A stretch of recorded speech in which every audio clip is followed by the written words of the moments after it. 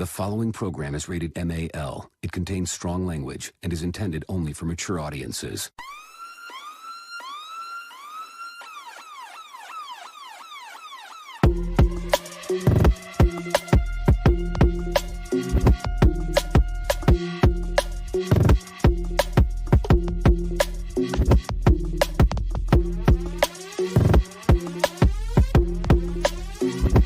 The show that gives you everything and nothing at all. That's everywhere you don't want to be. It's Ruben, Mo B, and on the ones and twos, AG.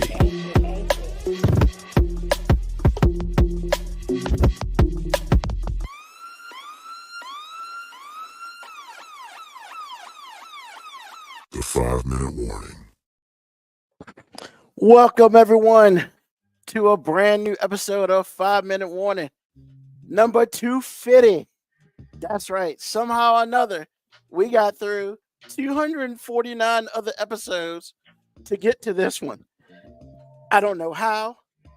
I kind of don't know why, but we here. And because we here, we here. And of course, as always, because we're here, we're right. here. That's right, baby. I mean, hey, from parts unknown. My man, my mellow. AG is back in the house. What's going on, baby? What's happening, y'all? How you doing? For the 250th time. Yeah. I mean, that's crazy, man. right? I was thinking about that. I was like, we have been doing this show for five years of my life I've dedicated to you, sir. Yeah, and it's also the 5th anniversary, as you just said. 5 years ago, I decided to suck it up and do a podcast by myself. And, well, actually on the 30th of October, but the 30th was like a Wednesday, and I won't do the show on Wednesday. That shit won't happen. But, yeah, 5 years ago, I decided to say F it and just do a podcast. And 249 episodes later, you know, it's not just me, it's a crew. You know, we'll see Moby a little bit later. But hey, man, I mean, like I always say, man, longest relationship I've ever been in. It's so sad. And 5 years later, it's still true. It's still true. Still true. Oh my God. I mean, I don't know how to respond. Every time you say that, I'm like, this can't be true. I mean, look, here's the thing, right? Like, okay, I say that in jest, but I mean, it's fair to say that for the whole 5 years, I've been single. I mean, that's why I'm laughing, because I know it's true. It's just, man, we gotta fix this, sir. I mean, unless you, in your heart, that you don't tell us or tell anybody on the show that you actually really don't care either way. I'm not because gonna say you don't seem like you chase it. You just seem like whatever it is, what it is. Well, I mean, so I'll say this, like, you know, good, bad, or indifferent. I've kind of lived my life that way, like, since I could really like live my life. You know, I pretty much was like, you know what? All I'm gonna do is try to put myself in positions, and then my life is I'm gonna go ahead and date people right now.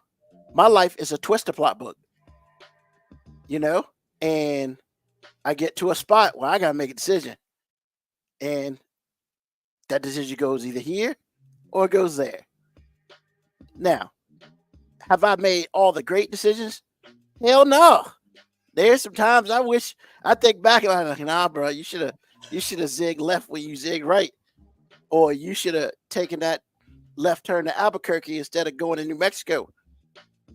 Or going back to Texas, rather. I was about to say, bro, you're already in New Mexico, man. I know.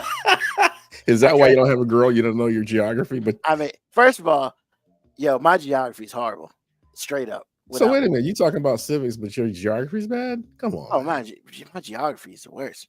Like, I know basic stuff, but like, oh well, back up. What's basic? Because you didn't know that you were in Albuquerque when you said you would. I know Virginia. Like, I know Virginia. I'm good in Virginia. I mean, I've lived here my whole goddamn life. Like, so I'm good in Virginia.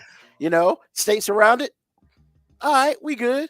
I'm No, not gonna you don't get to say we're good. What are they? What are the I'm not states so around I'm not Virginia? directionally challenged. That I'm not. What I am is like I'm kind of informationally challenged. Like You still didn't name the well, states around, sir. I'm getting hold on, I'm getting to that. Like I can't tell you like the capital of 25 states, much less 50 states.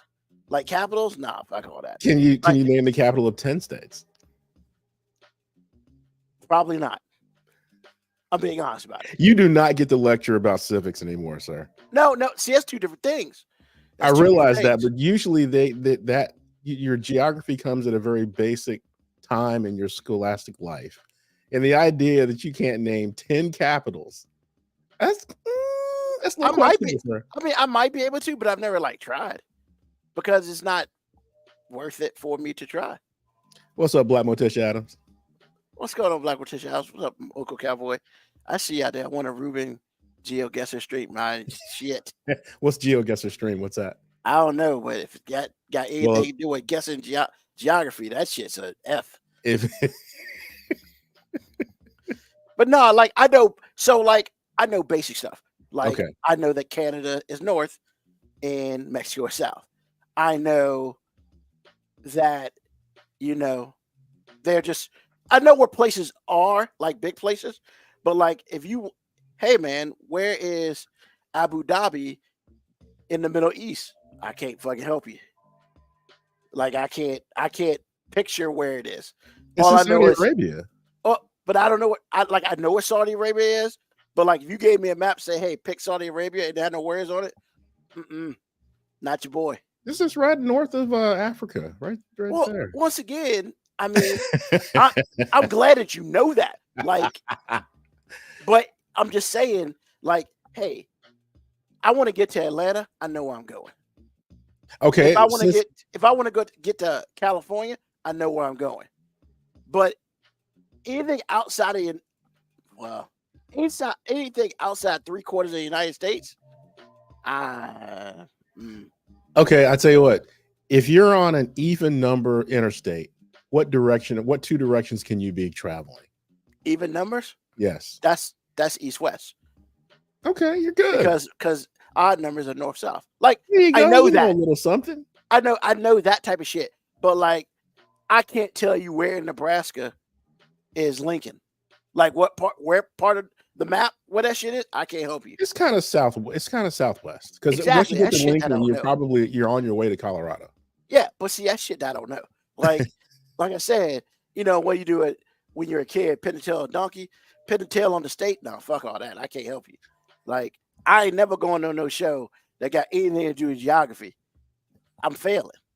I'm taking that straight capital F. Wow. You just gave up on life. Man, it's not giving up on life, man. I know I know my strengths. I know my limitations. Yeah, I was going to say, you know your limitations. I mean, I'll come to your party, but you better give me a Google map, right? Damn straight. Well, like, I mean, basic stuff like trivia. I know trivia. I used to be on a trivia team. But none of us were good at geography. Geography just won't. When you say none of us, what does that mean? Are you dragging your brother in on this too? No, he's not on it. No, I'm talking with some friends. When I used to do trivia with friends, like trivia night at a bar or whatnot, and we go like every Wednesday or Thursday and shit like that. And that sounds fun. Is that fun? It is. It's fun. It's all about the company you keep. Well, that's true. The company you keep, hell yeah, it's fun.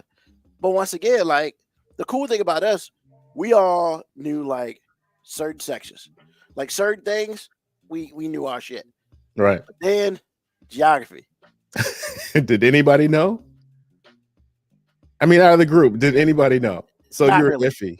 Like for instance, one year as a gag gift, one of the people on the team gave all of us maps of the United States. So checked up. Yeah, because like a question would be, what are 5 states that are touching Kentucky? No, Tennessee's one. North Carolina, South Carolina. Ohio is one. See, that's the whole thing. Like Ohio, That Well, does, see, I thought you would have known that because you're a football fan, because really Cincinnati is northern Kentucky. Because you realize the Bengals training camp happens in Georgetown, Kentucky, right? see, I actually didn't know that. Yeah. It's like 20 minutes away. So like shit like that, like I know that Cincinnati and Cleveland on two different ends of Ohio. Yes. But like if you give me a That's all, picture of a state picture of the state of Ohio and tell me, hey, point to where Cleveland is. I hope you're not just betting go money. to Erie, just go to Lake Erie and you find it. We'll see, but once again, that shit I don't know. Like I'm just Mo, being honest about it. I'm giving Ruben a hard time because he gives people a hard time about civics, but he knows no geography at all. My geography's trash. He said he made a mistake. He said, I should have took that left at Albuquerque to New Mexico. And I'm like, bruh, you're in New Mexico. This is after I You corrected mistake myself. the when I left knew in what the fuck I was. Albuquerque. Like I knew I was. Then he corrected himself and said Texas. I'm like, what are you doing? Because I've been to Albuquerque and I've been to Texas. Like Yet you I've still been made there. the snafu. I mean, yo, man, I was off the dome, baby. Charge it to my head, not to my heart. Like that's what we do. But yeah, man, it's just geography is just not it, man. But what you're not gonna do is be like trying to kill me for civic shit. When I mean, we got people out here who don't know how the fucking vice president works. Well, Like, at least they know the capital of Michigan. So do they really? They probably do. They probably don't. Everybody knows it's Lansing, sir. I mean, I'm gonna disagree with you on that, AG. Yeah, there's a lot of people that don't know capitals, Really? bro. Yeah, Because I had to learn the capitals one year in elementary school, and a lot of that stuck with me. Because I always thought the capital of Michigan, until I did that, I honestly thought the capital of Michigan was like Detroit. I promise you I did. I was about to say, I honestly feel like most people just associate the capitals with the most well-known city of that state. Yes. You know what I'm saying? Like if you ask somebody what the capital of California is, They're not going to say Sacramento, probably. exactly. they're gonna say Los Angeles. Yeah, either San Diego or something like that. Yeah, And absolutely. if you ask people what the capital of Virginia is, they're gonna look at you like I don't know what the fuck you talking about. Well, that's Nah, not I true. disagree. A lot of people know about Richmond. Yeah, there and are a it's all lot in of history states. books. Yeah, there are a lot of states where you do know. Like Virginia, most people will say Richmond. Georgia, most people will say Atlanta. But there's a lot of states where you start saying the state, people just give you a blank stare, or they're just gonna say the most well-known city they know. Like Florida is most of it. Tallahassee. Who knew that? I didn't know that until I had to learn it. Shit, I mean, what's the capital of Alaska? Juneau. Anchorage. AG, you said it. Anchorage, it's not. It's Juneau. Boom, bitch! What? Anchorage is the bigger city. You know what? Look for real. I'm gonna give you some, Ruben, because if it's Juneau, that's not the way we learned it. I promise you, Alaska was Anchorage. It was not Juneau. That's new to me. Or maybe I just forgot. But yeah, Maybe you just forgot. We'll charge it to your head, not to your heart. How about oh, that? you can charge any way you want to. I made a mistake, but I know more No, than Ruben though. Well, here's the thing. You made a mistake that most people did. You said the biggest city in Alaska, which is Anchorage. And, No, I honestly did. I thought I knew. I honestly, when I answered you, I thought I knew. and I'm gonna be honest. The only reason I know it's not true because I was born in Anchorage, there. and I know it wasn't the capital. Had an unfair advantage. I mean, I got a bone to pick with you, Moby. oh shit. I appreciate you talking about my parents bad like that, bro. What are you talking about? I'm talking about when you made the comment about Cheese Whiz. Hey, And bro, then, Cheese Whiz and is bro, disgusting. no, you see, when you said that about Cheese Whiz, I was okay with that because you're not wrong. I love it, but you're not wrong. But then you got to bring in home training, bruh. What does that have to do with the ability of my parents to raise me? Come on, I'm sorry, man. man. You weren't raised right. If you That is so if you was fucked brought up. up putting on Cheese Whiz on crackers Oh, and man. shit, you weren't raised right, Oh, bro. bruh. I mean, I would steal my mom's crackers. Nah, Bro. man. You Hey, G, where my crackers? My bad. I'll buy you some more. now, if you'd have said you had to break out that big ass sharp knife to cut that big block of government cheese to put on the crackers, I'd have been like, hey, that's appropriate. That's appropriate. How is government cheese appropriate? Hey, look, man. Hey, it made the best grilled cheese sandwiches. It too, really man. is. You're not Yeah, wrong, bro. You're not wrong. by itself, that shit was nasty. Once again, Well, I I didn't mean- say nothing about it by itself. Every Sometimes time heat, I said it, I put it in correlation with something else. sometimes heat will change things. Very true. I mean, it's a Because chemical you're right reaction. about government cheese, but when you put heat on it, it's a whole nother thing, bro. It's Cheese Whiz. No, it is not. Not at all. I don't know if I can agree. Well, I don't know the chemical makeup, but I don't know if I can agree with you with that, man. Not I at all. don't know. Government cheese and Cheese Whiz, I think that, I mean, because Cheese Whiz has its own color because it's dye. It's not, I don't know. Cheese I mean, it has its own Whiz- color because it's fucking fake. Cheese Well, Whiz, it ain't Yeah, cheese. well, government cheese That's is what not it fake. Government cheese is just low quality. I mean, Yeah, but Cheese Whiz I mean, fake. as shit. powdered eggs is still kind of eggs, right? Just- But you Cheese wanna Whiz eat ain't it. nothing about cheese. I mean, It has 1% of milk in it. I tell you what, though, my favorite food, I had to stop eating it. My favorite food that's in a box that shouldn't be is mashed potatoes. And it locked me up one time. I found myself on the floor of the bathroom. It was How do you get awful. locked up on mashed potatoes? Mashed potatoes, first of all, a lot of mashed potatoes will lock you up to start with. It'll constipate you. I ain't never get But- constipated off that shit. Man, box mashed potatoes, that is the worst, bro. That and Steakums. Steakums had me on the bathroom floor like I was having a baby. I thought I was having a baby that was What is wrong breech. with your system? Bro, you can't eat that stuff like that, man. I mean, I was in my 20s and I just had a because like Steakums when I was a kid was like a delicacy. I promise Yeah. you it was. And so I got to be grown. I got my own money. I'm gonna go to the store, give me some Steakums. And I bought a box or whatever. And I was eating it every day for lunch. And then I turned around one day, I was like, how come I haven't gone to the bathroom in like 2 days? Nah, that's you, bro. And I got kind of concerned. And when I finally went to the I got bathroom, it kinda just wouldn't concerned. come out, bro. you got it kind of wouldn't go concerned after 3 days, Well, I wasn't really thinking about it because I didn't feel bad. But then I was like, bro. that I is get not good. concerned. I get man. concerned after like 18 hours. I was I on the take my floor. shit I was today. on the bathroom floor, sir. I mean, the Man. cold floor, just I was sweating. It was awful. I was like, if this is childbirth or even a little bit, I don't want nothing to do with it. This was awful. So I'm saying, man, that food in a box is not. Yeah, it's I'm just. telling you, not. man, the greatest thing ever created, bro. Stool softener. I hear what you're saying, but it was too late for me, sir. When you're I in the mean, throes, it is what it is. It came out. Yeah, eventually. I mean, so I hey, thought I was gonna fucking die. sometimes saying. you gotta suffer through the pain Yeah, whatever. to get to the success. That is not the labor pains God intended, sir. You gotta Not get the labor pains God intended. gotta get your fiber intake up, bro. Yeah, man, no, just stop eating Steakums. That's all I'm saying. I haven't had steakums in like 30 years, for real. Well, leave it that way. I got Steakums in the freezer right now. my kids eat it, so Oh, I can see all the grease. and oh. honestly, I'll make it, and I like you said, the grease. I'll drain the grease and I'll put it in like an omelet, like an egg white omelet, and That's not and too rock bad. with it that way. But I mean, if you're just throwing it on a sandwich, man, not draining grease, you're just in the salt. First of all, you got to drain grease. Period. Yeah, what's wrong with you, bro? You got to drain the grease. I'm just period. saying, you just lift it up out of the grease and put it on some bread. Nah, you Nah, ain't man, living that's right. nasty. You ain't living right. Oh, Well, all I that know grease I'm gets not in the living right bread because and I ended shit, up on the man. bathroom floor, so I already know I'm not living right. nah, that shit's nasty, bro.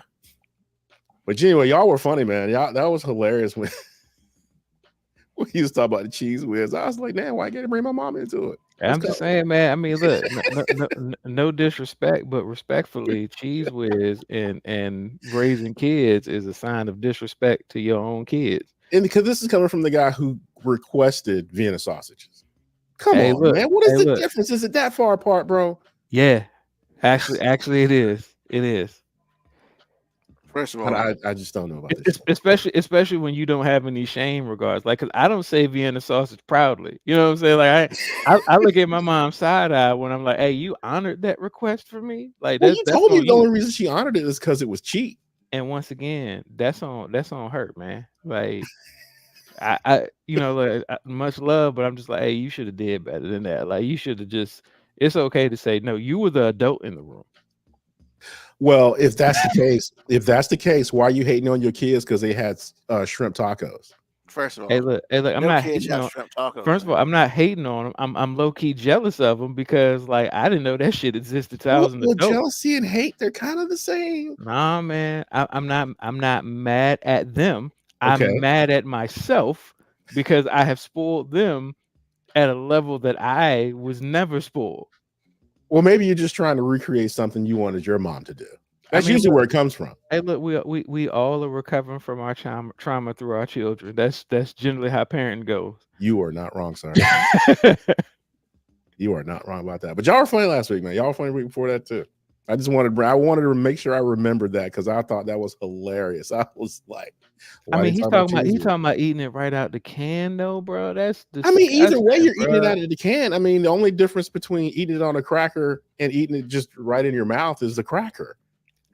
Once again, there's a line there. It's nasty either way. I'm agreeing with you. It's nasty either way. Actually, this shit's the enemy, bro. This shit's the enemy. Actually, I'm so glad you brought that up because even though I don't eat it by choice because it's just awful, I love Spam, bro.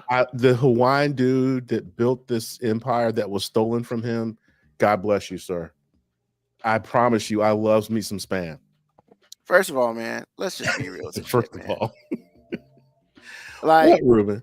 Spam, Vienna sausage, and that pot of meat. That shit was all together in the damn section. Hey, for $2, bro. I mean, some people this is their cuisine. It's $2, man. That shit's nasty, bro. Put it in some ramen noodles. Man, Come on, hell no. Why you mess with the ramen noodles like that? No, I'm not gonna lie, man. Like I haven't had Spam in probably 30 years, but one of my boys was like, "Hey, man, be honest. If you fry up some Spam and put it in something else, can't tell. It's fine. It's fine." He was like, "Now, if you just eating Spam by itself, that shit nasty. That's the problem." And I had to agree with him. I was just like, you know what? He's not wrong. You're not wrong because if somebody made some type of mixture like Spam with fried rice. If somebody did that and it was done right, I'd just be like, hey, it's kind of salty, but I mean, you know what I'm saying? It's good. All you gotta do is back off the salt and some other stuff and let the Spam season it, and you're good. Yeah. I mean, once again, I'll start this by saying I ain't ate that shit in 30 years and I'm not willing to go back. But I'm just saying I'm not too good for that. Like I'm too good for the Vienna sauces. I'm too good for the potted meat shit. I'm too good for the hash. Nobody should be not too good for the goddamn potted meat. That shit is worse than dog food. That shit is I'm nasty. telling you, everybody can't afford to have choices. How do you have the firsthand knowledge to know it's worse than dog food? Have you seen dog food these days? Bro, but have you tasted dog food? Hey, dog food is regular food. Man, look, I hear what you're saying, Ruben, because I just listened to the rest of the podcast on the way home tonight. So I hear what you're saying. That potted meat shit. But potted meat, look, man, potted meat and Spam are cousins as far as I don't even know what potted meat is. They are, but yeah, it's a cousin that you don't want to fuck with no more because them shits they trifling. Look, man, you're judging from a place of weakness because really all we're doing is trading chemical compounds is what we're doing. We're really splitting hairs. Okay. First of all, those three things in that picture will never be ingested in my body ever again. You see, I mean, I hear what you're saying, but I'm not. Why are you tripping though? AJ, I will openly admit that I am splitting hairs because I would probably do the fried Spam mixing something, but just the potted meat, they are the same, Mo. Hey, look, I know what you're saying is right. I'm not saying you're wrong. I'm simply saying there's a line in the sand. I can't believe I'm here again. I'm like, bro, we're the same. My line of sand is clearly where everywhere before everybody else's. And so you included corned beef hash in this? Corned beef hash is awesome, man. With some eggs.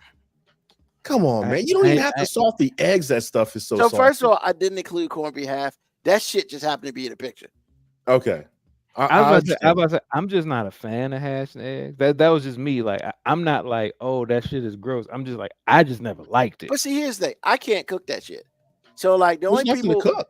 Man, there's always something. I mean, to cook, Ruben, you eat a lot of shit that you can't cook yourself. So don't act like you've got to be able to chef the dish to eat it. We about to talk about that shit too.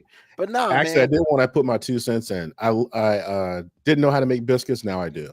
My biscuit I need that recipe, bro. There's no recipe. This is just want to.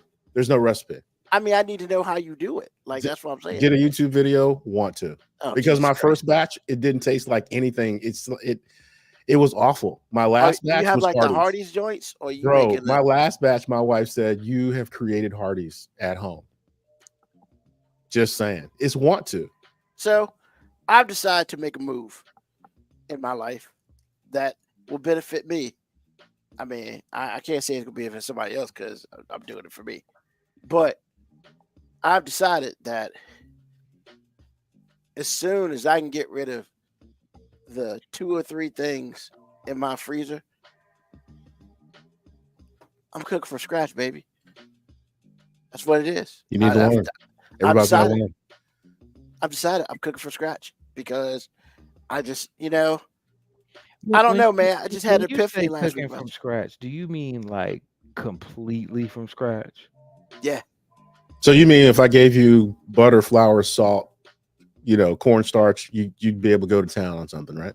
I mean, like there are recipes and shit, but like I would not. My thing is like, once again, I got a couple chicken patties left in the freezer. I ain't throwing them shits away because I paid for them. But like once I get rid of those motherfuckers, which will be in the next couple of days, like literally, I've decided that if I can't cook it at home, at least for dinner, then I don't need it.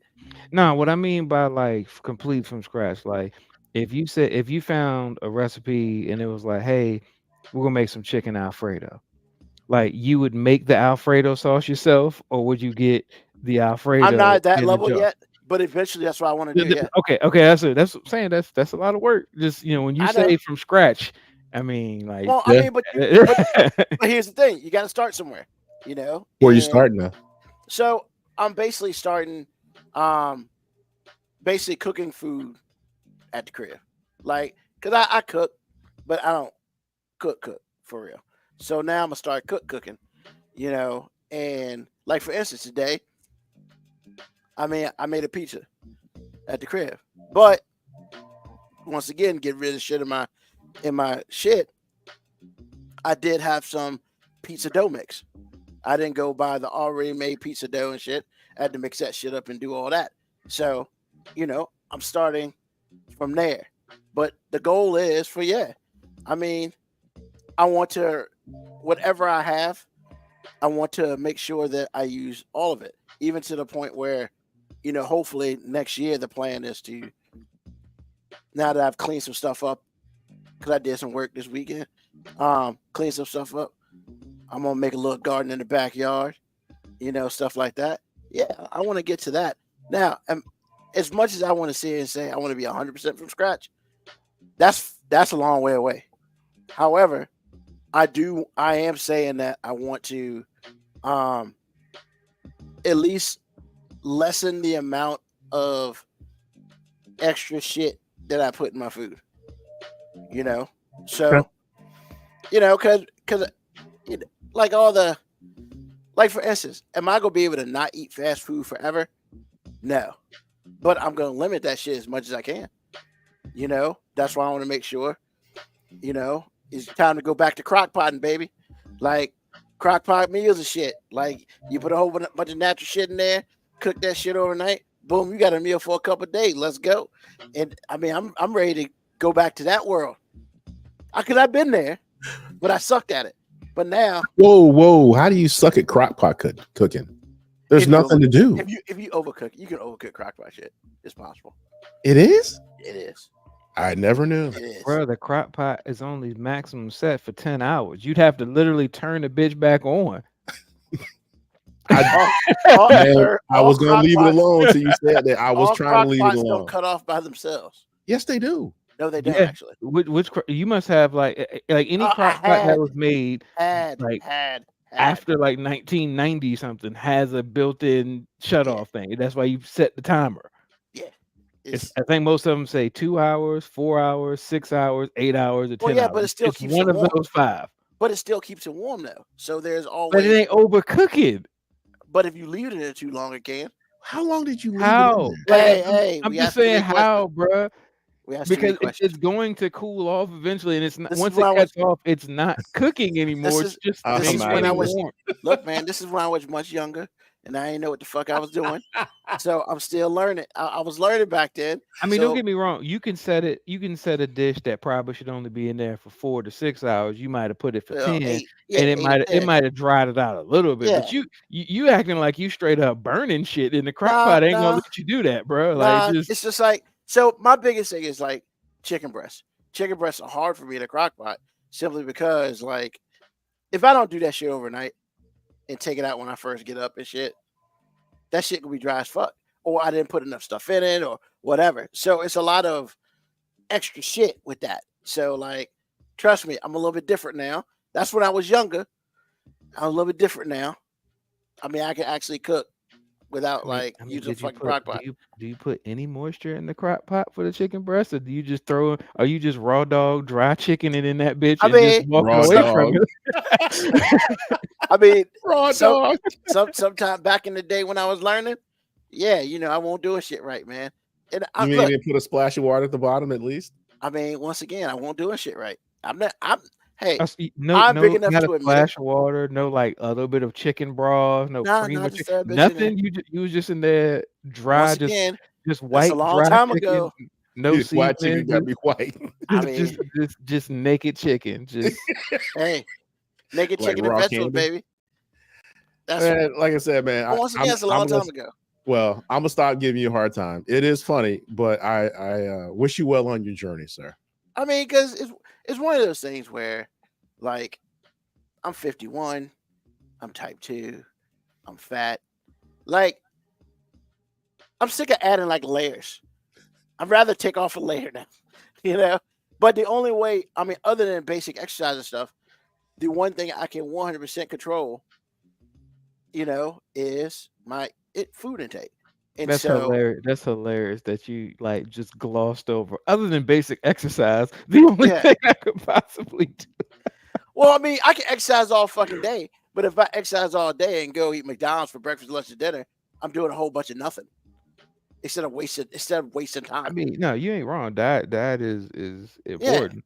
And like, here's the thing, like, it's the funny part about it is, like, it's harder, in my opinion, because I live by myself and because I have the food habits that I do. It's really difficult for me because, yo, man, I can cook some shit. I'm good first day. Second day, I don't want it, and that shit just go, and that's not cool. So, like, No, I have to. the problem is there's a flaw in your Oh, Jesus process. Christ. No. I'm not. This ain't the attacking being critical thing. Honestly, there's a flaw in your method of trying to like cook for yourself and eat right. Like because it sounds like you're trying to cook almost like a meal prep type thing. Yeah, and I really hate that. That's why I don't Well, see, like here's that. the thing: you hate it because you're not doing it right. Well, yeah. Here's the thing: if you're trying to cook something, you're like, "Hey, that second day, I don't want it anymore." My question to you is: on that first day, why did you only make one thing? Like when I was cooking a lot, I would make multiple things, like on Sunday. That way, throughout the week, I wasn't trying to eat the same thing over and over again because most don't necessarily want to eat the same type of prepared food every day. Some people can do it just fine. I am not one of those people either. Like I could eat certain foods every day, but they can't be prepared the same way. Yeah. Like I'm like, can I eat seafood every day? Sure, but I can't eat the same grilled shrimp made the same way every day. I just can't do it. I'm gonna have to saute it one day. I maybe put a little Alfredo in it one day. Like, I'm gonna have to do something with it so it ain't the same. So if your idea is just, hey, I'm gonna cook this chicken, and for the next 4 days I'm gonna have chicken. I'm gonna tell you on day 2 you're gonna be at McDonald's because you're gonna be like, hey, I don't want this chicken. So it's not a problem that you live by yourself. It's a problem that you're short-sighted. Like you got to prepare for the fact that you're gonna get sick of that shit. And honestly, I think living by yourself is an advantage Because if I lived by myself, it would be so much easier for me to eat. No distractions.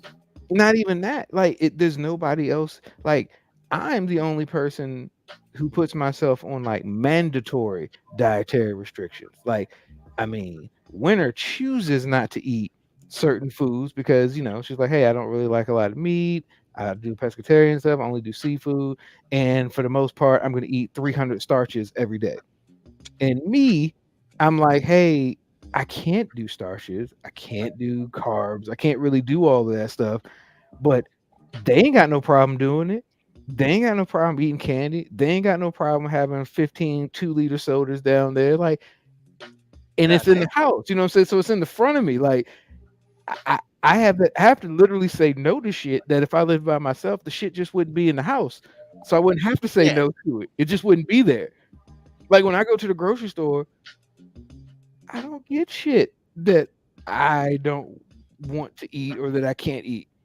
But when I come home, that shit's there.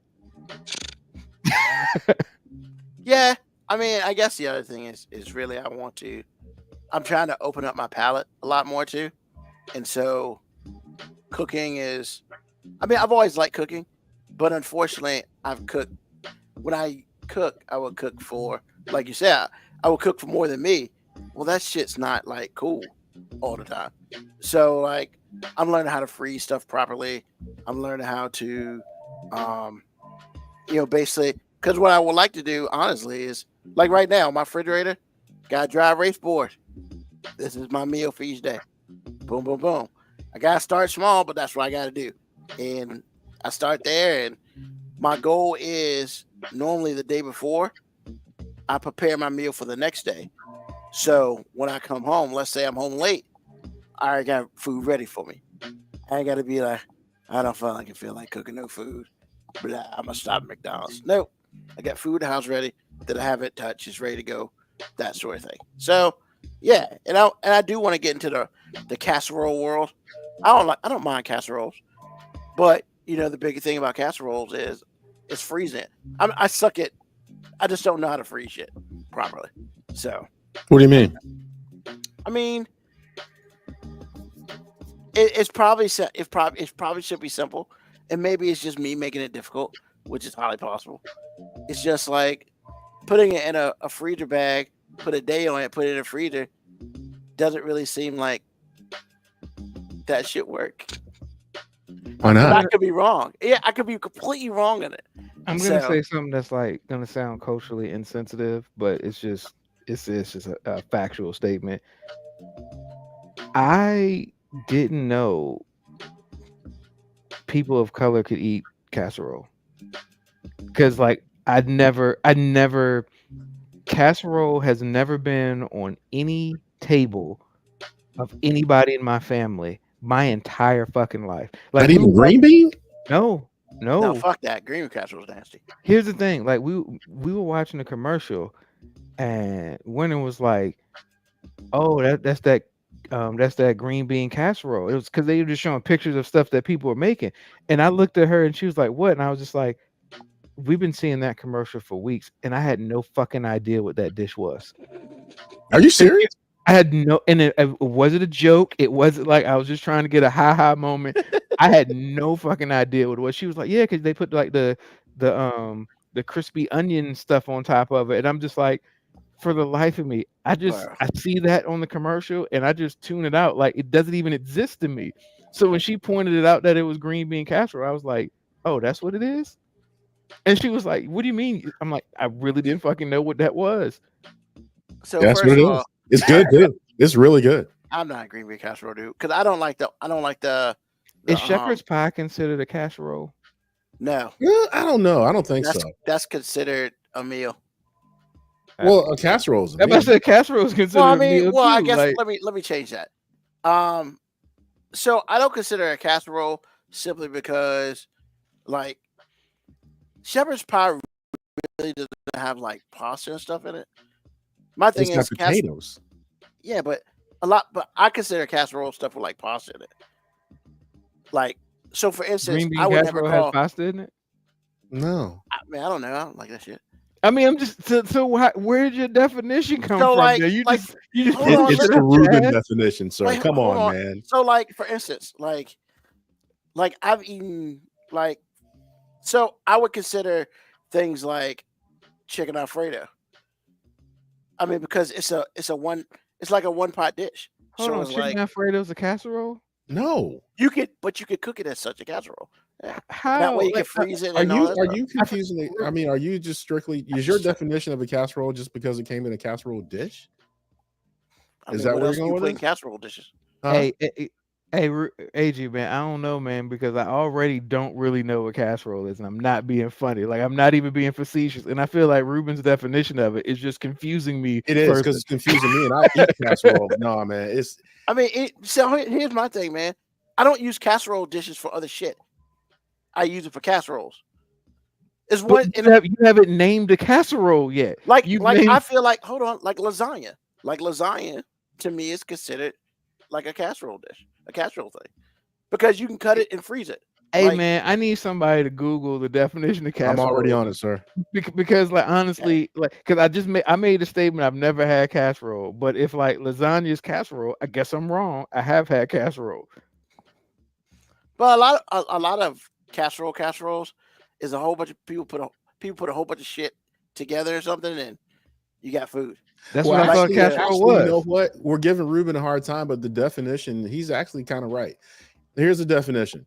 In the United States, a casserole or hot dish is typically a baked food with three main components: pieces of meat, such as chicken or ground meat, or fish, such as tuna, or other proteins, such as beans or tofu, various chopped canned vegetables, such as green beans or peas, and a starchy binder. So he's not necessarily wrong, but Okay. that's the definition. So once again, I wasn't trying to give him a hard time. I was No, really I just didn't say standing that. on my thing. Like, hey, I really don't.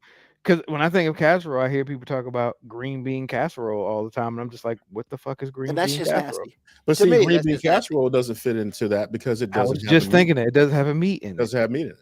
I mean, you could sort of kind of say that because some people use cream of chicken Yeah, for a binder. it's but it the does have a cream binder. part. Yeah, the cream does have a part is binder. your protein. So I think it's, you know what, Mo, it's one of those things where it's at this stage in history, it's murky. It's really murky because Sure. sometimes, like I think where Ruben's coming from, that's why I asked him. Some people associate certain things with certain like physical The dish. dish. Yeah. Yeah. If it's a round, like an oval dish, and you put something in it, they think it's a casserole. Hence And they're why not I, necessarily wrong. hence why I asked about shepherd's pie. I'm like, is shepherd's pie considered casserole? And So based I on guess the by definition, definition, it it's is. actually a Yeah, casserole. It's actually casserole because I wasn't going to say it was a pie, but it's usually served as a pie. Well, it all depends. It depends if you're making it or if you get it from if you get it from like if you're out and about and you're eating dinner at a whatever, it comes in a cast Holy iron. shit! You haven't pie. completed a sentence in like 30 Shut up, seconds. man. Now, if I go to an Irish pub like Keegan's over Yeah, here in Virginia it comes Beach, in a cast they're gonna- iron. they're going to give pie it. It's thing. going to be a pie. Yeah, If I go to like not Olive Garden, but if I go to like a Cheesecake Factory, they got a good one.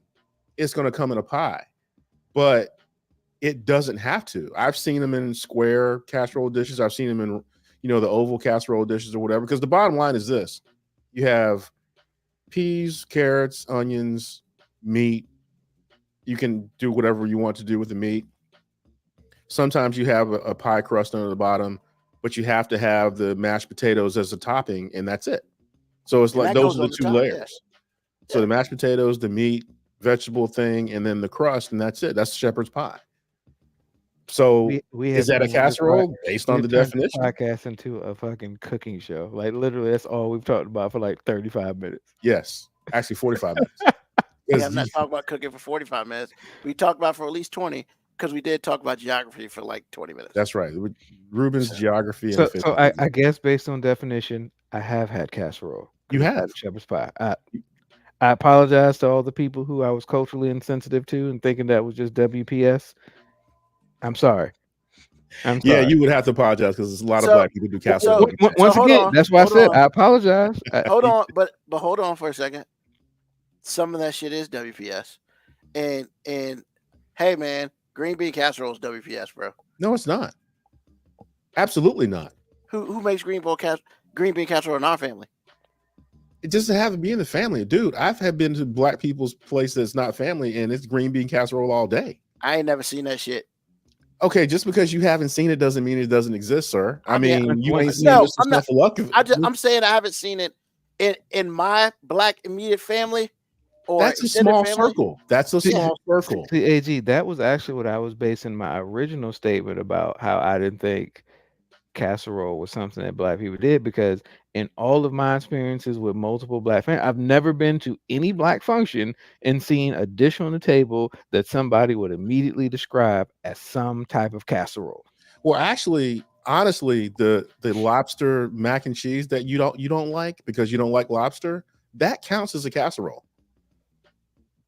I've never seen anyone in my family actually make that. I've seen that at a restaurant, but I've never seen all I'm saying is no, and once again, I started off by saying I wasn't trying to be culturally insensitive. oh no, because you don't come off like Ruben does, though. All I'm saying is you don't come off like Ruben does. Yeah, if you're telling me that plenty of people eat casserole and I just haven't been privy to be around those people of color that have dishes that are described, because hey, my wife says she's had casserole before too, and I'm just like, when?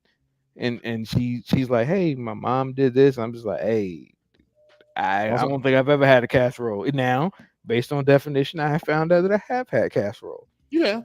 Well, let me change that. I've seen casserole in our functions, like when they make that, when somebody in the family makes that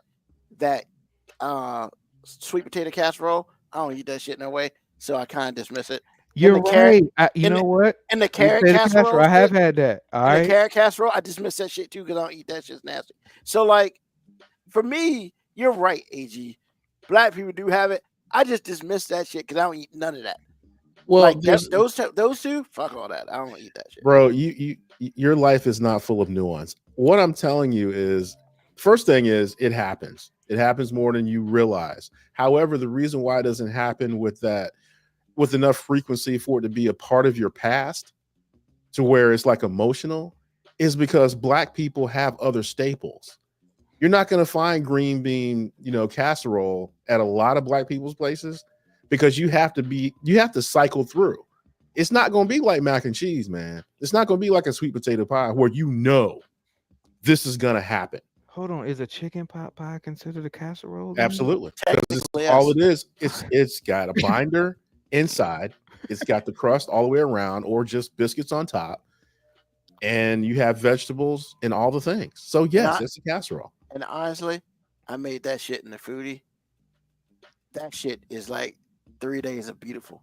I feel so culturally ignorant now, and I apologize because I apologize to anyone who I may have offended by saying that, hey, I didn't know black people ate casseroles, and I didn't realize that I've eaten my fair share of casseroles, just not defined or displayed or talked about, called casseroles. Because literally, I've heard like a French onion casserole, green bean casserole. I've heard all these casseroles, and I'm just like, what the hell is that shit? First of all, I don't know that French onion bullshit that you just said. Hey man, French onion is off the chain, player. See, once again, apparently people are up on game, and I'm not. You know what I'm saying? It's all right. I mean, I do feel the difference between the way I'm describing it and the way Ruben is. Like, well, yeah, because see, Ruben comes off, and it's like anything with Ruben. If Ruben doesn't like it, it's bullshit.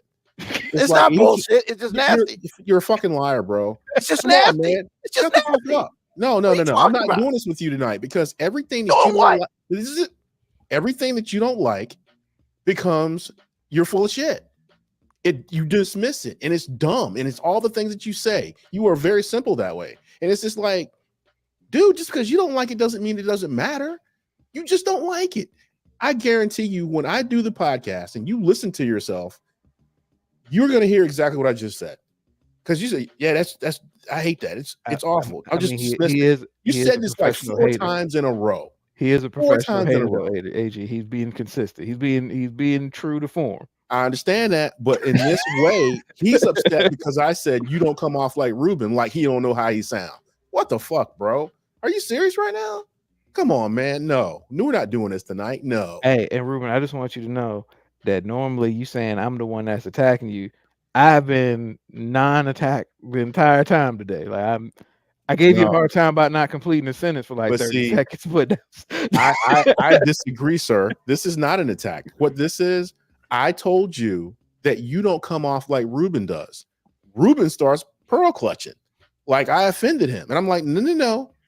Everything that you don't like is like, that's stupid. I don't like that. I dismissed it.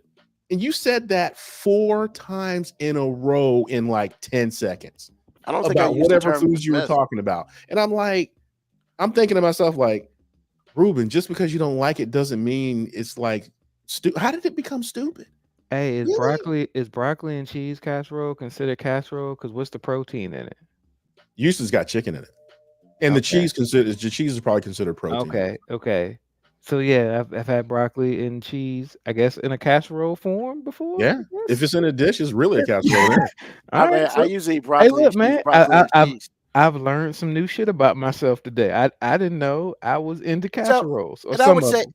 and I would say that broccoli and cheese casserole, if it's got like rice or something like that in it, then yeah. But if it's broccoli and cheese, it's just broccoli and cheese. I mean, if it's made in a Sure. casserole dish, And what Brent's saying is true too. Some people add country ham in their green bean casserole. So it's really a casserole then, because now you have the protein in it. And the cream of chicken or cream of mushroom, depending on how you roll in it, that becomes the binder. So not only is it a binder, it's a protein because it's the broth from the chicken. I never thought when I made that casserole statement like 13 minutes ago that we would still be on this casserole It's venture like- of enlightenment. It's like you're new, man. Really, you didn't see that coming? No, I didn't, because I thought honestly, because I didn't know we would have such a discrepancy on what the definition of casserole was, because I thought one of you two would just be able to, hey, I know what casserole is, and we had to actually Google it to get some type of confirmation on it, which I did not expect. But I also didn't expect Ruben to be stammering over what casserole is and basically consider But I was right. everything But casserole. no, he was That's right. still right. His definition, Exactly. his Exactly. initial definition was correct. It was. Exactly. That's what I'm saying. I didn't expect that. I thought when he said that, I was just like, oh, he's just pulling shit out of his ass. And I didn't realize that he just happened to stumble on something right. I mean, Hey bro, man, I know twice a some day. shit, man. I know some shit. Yeah, he just don't know the capitals. That's all. No, I don't know the capitals. Hey, Fuck look, off. I don't know all the capitals either. I ain't He even gonna knows hold- none. I He ain't knows even gonna none. hold you. I He know knows enough. Richmond. He knows Richmond. I know enough. What's enough? Wow. You couldn't. You said you I couldn't mean, do 10. you know, like I'm gonna say, if you can do 10, I'd probably be I don't impressed. think I can do 10. If I So can you do, don't know if I enough, could do sir. There's 10, 50 states. if I could do 10, that's more than I thought I knew. Yeah, he don't know. I mean, But I'm just he- being honest about it. Can you do It's the not- big states? Can you at least do the big states like Texas? Austin? Okay. See, you in I there? could You probably good? do 10. I mean, honestly, I probably could. But once again, it's not it. You know, because you know how you know some shit and you don't realize that you know some shit What about New Capital- Jersey? Yeah, Capital Jersey, that I don't know. Trenton, New York. I've heard of it. New York. Buffalo? No, Albany. Ah, Oh, yeah, you nobody- said nobody gives a shit about- Buffalo. nobody gives a shit about Albany. See, there he is again. No one gives a shit about Buffalo. God damn, you right. He just What did I tell you? You look, man. I've known him all my life, but you've known him intimately for a long time. You didn't see this. You've Hey, never bro. heard this. hey, like, he just a professional hater, so I just be like, haters gonna hate. But I didn't I'm telling realize you, man, like, if he don't know it, it doesn't mean anything. I'm glad you're not God, bro. You'd be awful. We'd all be dead. hey, Why would I- look, Why hey, would I want to Ruben, do that? That's too much Ruben. responsibility. this is Oh my gonna God. this is gonna sound completely disrespectful. So Because it I'm, probably I'm- is. yeah, I'm gonna preface it by saying no disrespect. You don't gotta do that. Disrespect somebody. He about to disrespect somebody. Yeah, so respectfully, I'm about to say something that's probably Oh, gonna Jesus get Christ. seen as disrespectful. But you got a lot of Trump in you when it comes to somebody saying something that you don't agree with it. You immediately go into like that shit don't matter, hate. Like that's like your immediate defense system is I like mean, hate. so But here's the he's thing not with that. defending himself. He's just saying. Yeah. That's not What- defense system. That's how he talks. No, AG, it's a defense mechanism, and I'm gonna tell you why. Okay. Because he didn't. It's not just when he doesn't like something, because that's just how he talks. Or when he's Well, wrong about something. Exactly. When he's wrong about something, that's when he goes into hate mode. It's stupid. It doesn't matter. Yes. That's a defense mechanism, bro. Dude, look, from that one statement, you have almost zero chance of being married, sir. Because if this is how you handle I'm wrong, you're fucked. I mean, I've come to He grips said, with I that mean. already. I've come to grips with that already. Are you Like, sure about that, sir? Actually, I really have. And you're not going to change it? He's going to leave it? I mean, it's not even about me changing or leaving it. It's really about just. I mean, I know Don't me. put the onus on the woman, bro, because No, that's gonna end badly or not at all. It has nothing to do with anyone else. I mean, I know myself, and I know, like I say all the time, like I know my strengths, I know my weaknesses, and like if I were to be in a relationship with a woman, I mean, that woman has the patience of everything ever Once created. again, didn't he just do exactly what I said not to? Don't put the onus on the woman. And he No, went no. immediately into putting. No, I don't think so. no. I think what he's That's saying not what I'm is saying. to deal with him, she would have to have the patience of Job. Yeah. She would have to be Mother Teresa to stay married to him, which is not a good place to be. Or the situation would be, because I'm not closed to change. I'm not at all. I just need a reason. You need a reason. You know what? You're in trouble, man. I'm not closed to change. Look at getting you. He's been giving you the side eye for the last 2 minutes. That's fine. He's been giving me a side eye for 20 years. Like, it's not like I ain't seen it before. Oh my God. So what do you mean? Give me something new. Hey man, like, we look, there it is. What you talking about, Willis? You know what I'm saying? You not opposed to change? But I need a reason. I need a reason. Hey Mo, I need a reason.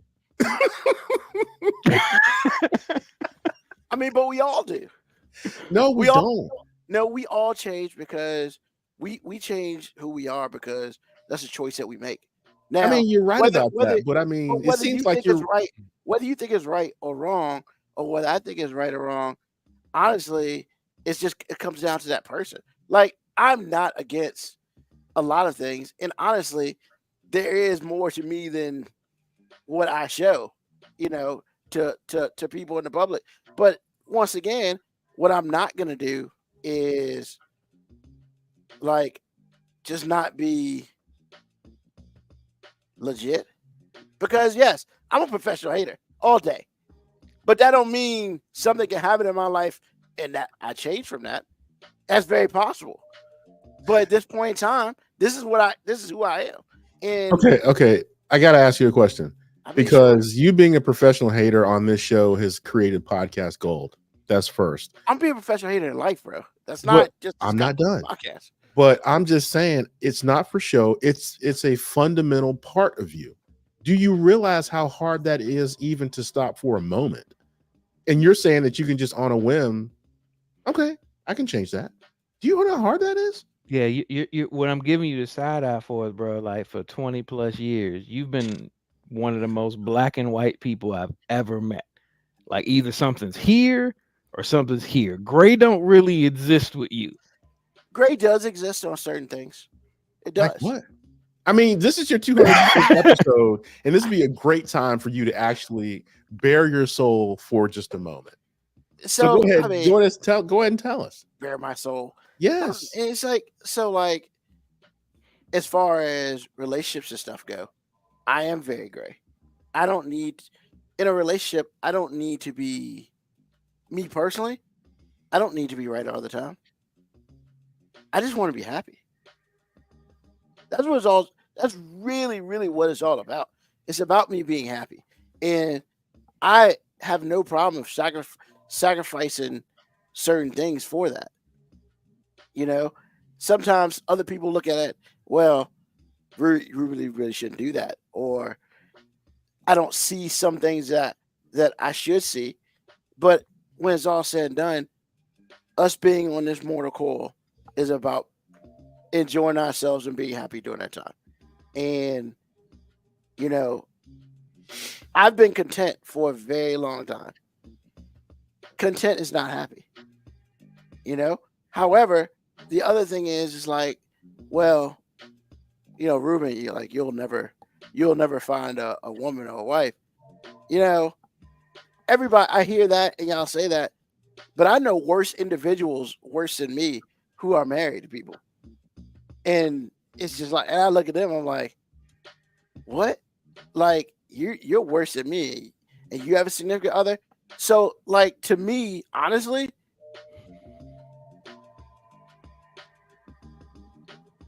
a lot of it is about me being happy. I've been content, man. I spent years being content.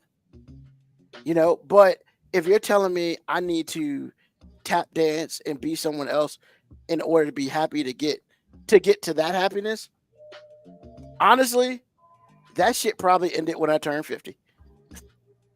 So you consider that tap dancing? I consider Hold on, AG, let him cook. I consider like when it's all said and done, the person, like y'all two are married, and that person loves you for you, like 100%. All you're good and all you're bad. What I can't do is sit here and just be like, well,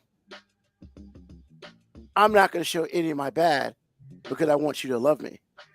No, I want to be loved for my good and my bad. And like, I understand if that doesn't happen for me. Like, I'm not quitting and I'm not giving up, but I also understand that I'm a lot. And I'm a lot because I make myself a lot. Because of former experiences and stuff like that. I mean, yo, man, I'm on this ship by myself. If somebody wants to ride on this ship, that's cool. Or if you got a ship and I got a ship and we want to get a ship together, that's cool. But what I'm not going to do here is simply just be like, give you somebody that I'm not. And if I choose to change, that's a choice that I make. That's not a choice that somebody has made for me. And that's what I will not do. And I know that sounds really like fucked up and stuff like that, because it's like, well, blah, blah, blah. Look, man, I ain't no project. I've been a project. That project shit ain't cool. I'm over it. And so, like, yeah, if I don't have any children and if I don't get married, you know what? I spent so far 51 plus years on this planet. And I'm good. And that's just how I feel about it. I mean, yeah, man, like y'all, like I love y'all and I take what you say and whatever and all that stuff, and none of it really bothers me because it's coming from y'all. Like, but some dude off the side of the street ain't going, hell no. You don't got the cachet for that. Y'all got cachet for that. But like, yeah. But if you're sitting, like you said, yeah, well, that's why you never get married. I mean, all right, now tell me something I don't know. Like, what did Eminem say in 8 Mile? Hey, now tell them something that they don't already know about me. And that's just what it is. Like, that's how I am at this point. And I know that sounds really fucked up and whatever, but if I'm someone else, then I'm being fake. And I'm trying not to do that. It doesn't sound fucked up. It sounds like you've missed what me and AG have been saying for like 250 episodes. And the reason I'm saying that is because we've never said that you're bad or you're not compatible. I know that. But you made a statement that there's plenty of people who are way worse than me. Like, I don't understand what that comparison is even about. We're making the statements about flexibility and compromise. Nowhere have me and AG ever stated that you should change or you should be something you're not. We make generalized statements about, like, hey, communication patterns between married men and women don't generally go that way. We've never made a statement that says, hey, you're not going to be married because you're not willing to do all this bullshit. Well, but we've never stated that, and we've never asked you to bend. We've asked you sometimes to maybe see a different point of view on certain things. Like, once again, I made a statement about when you're wrong, sometimes your defense mechanism is to just be like, well, that shit's stupid, fuck you. We're just simply saying in a relationship, you're not allowed to say that because that's not genuine to your partner. Like, and sad to say it, but as a guy, you just learn the same thing I had to tell my daughter the other day. Like, hey, when you're arguing or you have a disagreement with somebody you love, you have two options. You can either fight to be right or you can fight to be together. a lot of times you can't do both. So sometimes it's just easier to just be like, "You right," because we still together. Well, but I But guess if I'm trying to fight to be right, or fight so I can keep this semblance of like what I feel is true to myself, I mean, you're fighting a battle for no reason. well, but what I don't want y'all to take is what I just said as attack or anything on y'all. Oh no, 'cause I it's didn't not take it about that way. I just Yeah. took it as like sometimes I think maybe you're not really hearing what we're saying. No, I hear what you say. I completely hear what you say, and like, I guess my thing is like at this point in time, like, I feel A, B, and C, but that doesn't mean D, E, F ever off the table. No, actually, you're right, and I owe you an apology because I actually just did say, "Dude, you're not getting married." I actually I said mean, that. and that's No, fine. wait a minute. Like, Hold on a minute, because I'm I'm hearing sorry. what you're saying. I do hear what you're saying. I do agree with Mo. I don't think that you really understand what we're talking about, but at the same time, what I said was too harsh, and I just feel like some of the things you say sometimes is like it hurts my feelings. So I'm like, ooh, okay. And I have seen patterns in you, but I do understand how you feel too, because you feel like I'm not going to be out here changing me for anybody. And I also know where that comes from too. So I'm like, I'm hearing what you're saying. My bad. I am so sorry for saying what I said, because that's not true. Because he's right about the whole thing about he knows people worse than him that are married. There is nuance to that. I do have to say that, but you're not wrong. So I'm not saying those things anymore about you, sir. That was hurtful, and I'm sorry. Look, man, you never have to apologize. Like, and that's I don't live in that world, sir. I don't. But that's the world I live in. So, Okay, well, I'm and gonna I make sure appreciate my that. stuff is right. I do apologize. I appreciate that, but it's just, honestly, I grow just like everybody else, but there are times where it's just like, at this point in time, this does not resonate with me, and that's okay. That doesn't mean it's not going to resonate later.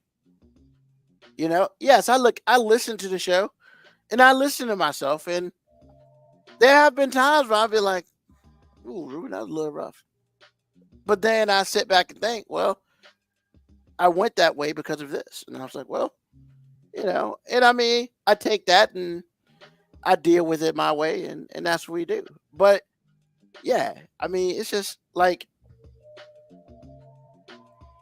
yeah, you wanted me to cook for a little bit, and I did, and it's just, but I mean, like, what you're gonna get for the most part is honesty. Now there have been some times where I kind of bullshit. Sometimes, hey man, it's 70-30, man, 70-30. So like, but there are other times where it's just like, yo, I mean, this is my stance. You should be running for some public office the way that you have politicked around like actual genuine conversation sometimes, Oh, man. definitely Like, not. No, actually, this time he kind of bared his soul. that's what I said. That's what I'm saying. That's why I was like, hey, let him cook, because like, hey, normally you being politician, I'm just like, nah, bro. You actually are on one tonight. Like, you being a buck right now. I ain't mad at it. Okay. I mean, it's it's one of those things. But Melanie Fun Size, how you doing? I mean, hey, it's cool that you late. We late too. We always late. We always later than later. first of all, I'm always on time. Y'all niggas just be early sometimes. How did I know he's gonna say that? And I appreciate what you did say, Melanie. So thank you. And you're right, because I mean, my thing is, what I'm not gonna be is, what is that commercial when people are just like, are in what is it, when they wear the mask of the depression drug? They're depressed. Yeah, man. Been there, done that. Like, I ain't got time to wear masks no more. I'm done. Like, I'm a lot, and I'm a lot. Hell, I'm a lot for myself. you know. So, but nah, man, it's all good. Like, trust me. Like, if I felt differently, we wouldn't have got to 250. What do you mean? know, I mean, it's like, like I know some people could have taken a lot of things a lot of different ways and may not have handled it any way I handled it. But it's just like, look, man, this podcast is about us talking about stuff that goes on and all that. And then there's sometimes in this podcast that each one of us has bared our soul, a couple times or whatever. And like, to me, this is as much as a safe space that I can see that people get to listen to. This is my therapy. I ain't got to pay nobody for that. I can just come on the show and do all this shit. True. To a point. I mean, so like, yeah, like I don't know. I just like I said, man, longest relationship I've ever been in. Sad. It comes off sad, but it's not, because there are a lot of people in this world who can't even articulate anything that we articulate to anybody, much less to a whole bunch of other people I don't know. Okay. But let's see. I was reading that. Yeah. I gotta say, I will say this. I think Representative. you and Melanie Fun Size are on the same page. Not what I was talking about, but I understand both of you. But that's I don't know if I agree with it, but I do understand it for sure. So, okay. Now, let's talk about somebody else real quick. I actually had a new segment today. What did I call it? I don't even know what I called it. Questionable things. So this happened in Virginia Beach because, every once in a while, Virginia got to fuck up and do some dumb shit because we just like that sometimes. We ain't Florida, but we got our own people. So, a 7-year-old mistakenly served alcohol at a Harry Potter themed dinner. That is the name of the article. Happened in Virginia Beach. You said 70 or 7? 7. Wow. Okay. They mistakenly got served alcohol. So basically, oceanfront restaurant, they did a Harry Potter night. They ordered something, shit got mixed up. The person, the waitress brought it to him. Kid smelled it. Ooh, this smells weird. So the parents are like, the hell, this is alcohol. Of course, just like any other parent. Why are you serving my kids alcohol? Blah, blah, blah. Of course, that happens. And, did they like flip out about it? Oh, I'm getting there. Yes. So basically what happened was the server, oh my God, I'm so sorry. I'm going to fix it, And then the manager came out, talked, I guess, hey, if there's a sticker on it, it's not non-alcoholic. So the woman just grabbed the wrong thing. That's what it was. She grabbed the one without sticker on it instead of the one with the sticker. So she took it back, got her a non-alcoholic beverage. Well, the manager comes out, and no, somebody else comes out, and they offered a 20% discount to the people. I mean, I guess in my world, I'm like, it's a mistake. The kid didn't drink any. We good. That sort of thing. As a parent, I could see, little upset, whatever. Offer 20%.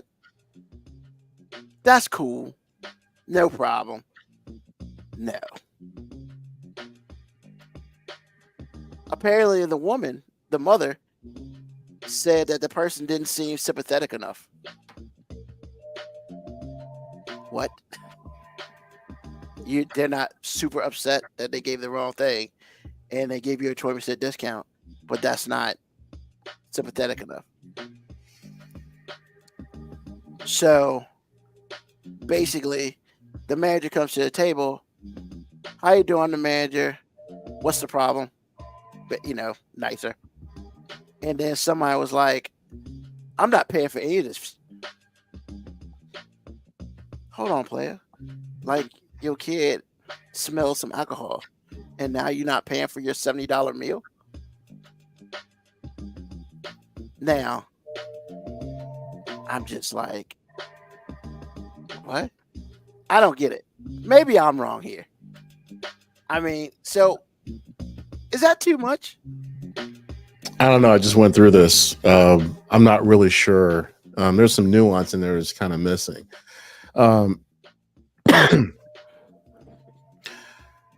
I gotta know. Well, it's impossible for me to know. But if the waitress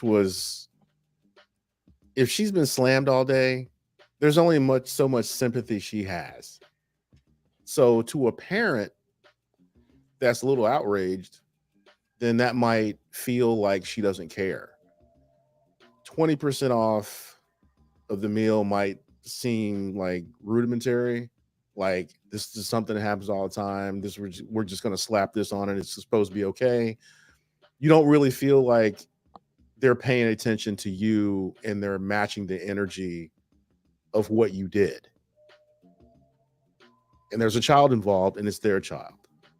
So I can understand it, but then there's got to be a threshold at some point to where it's like, okay, no one drank anything.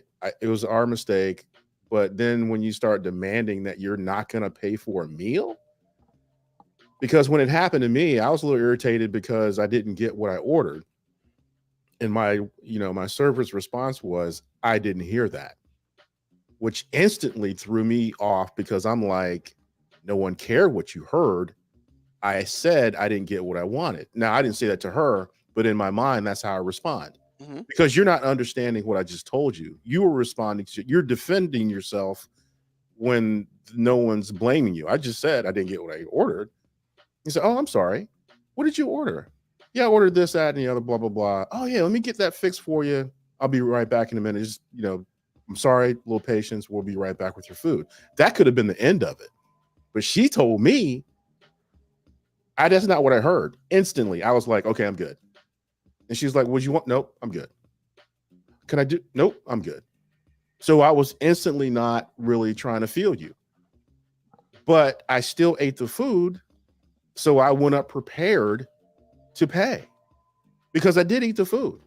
And she did treat my wife right. So I was good with that. I was pissed, but she, everything was fine. So what I'm not going to do is give you a tip.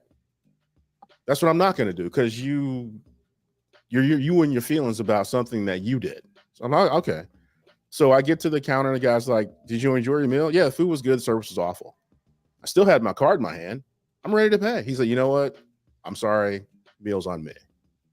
And we left. But I didn't demand anything. So I'm kind of trying to figure out what was said, which is impossible for me to know. I hear what you're saying with what happened.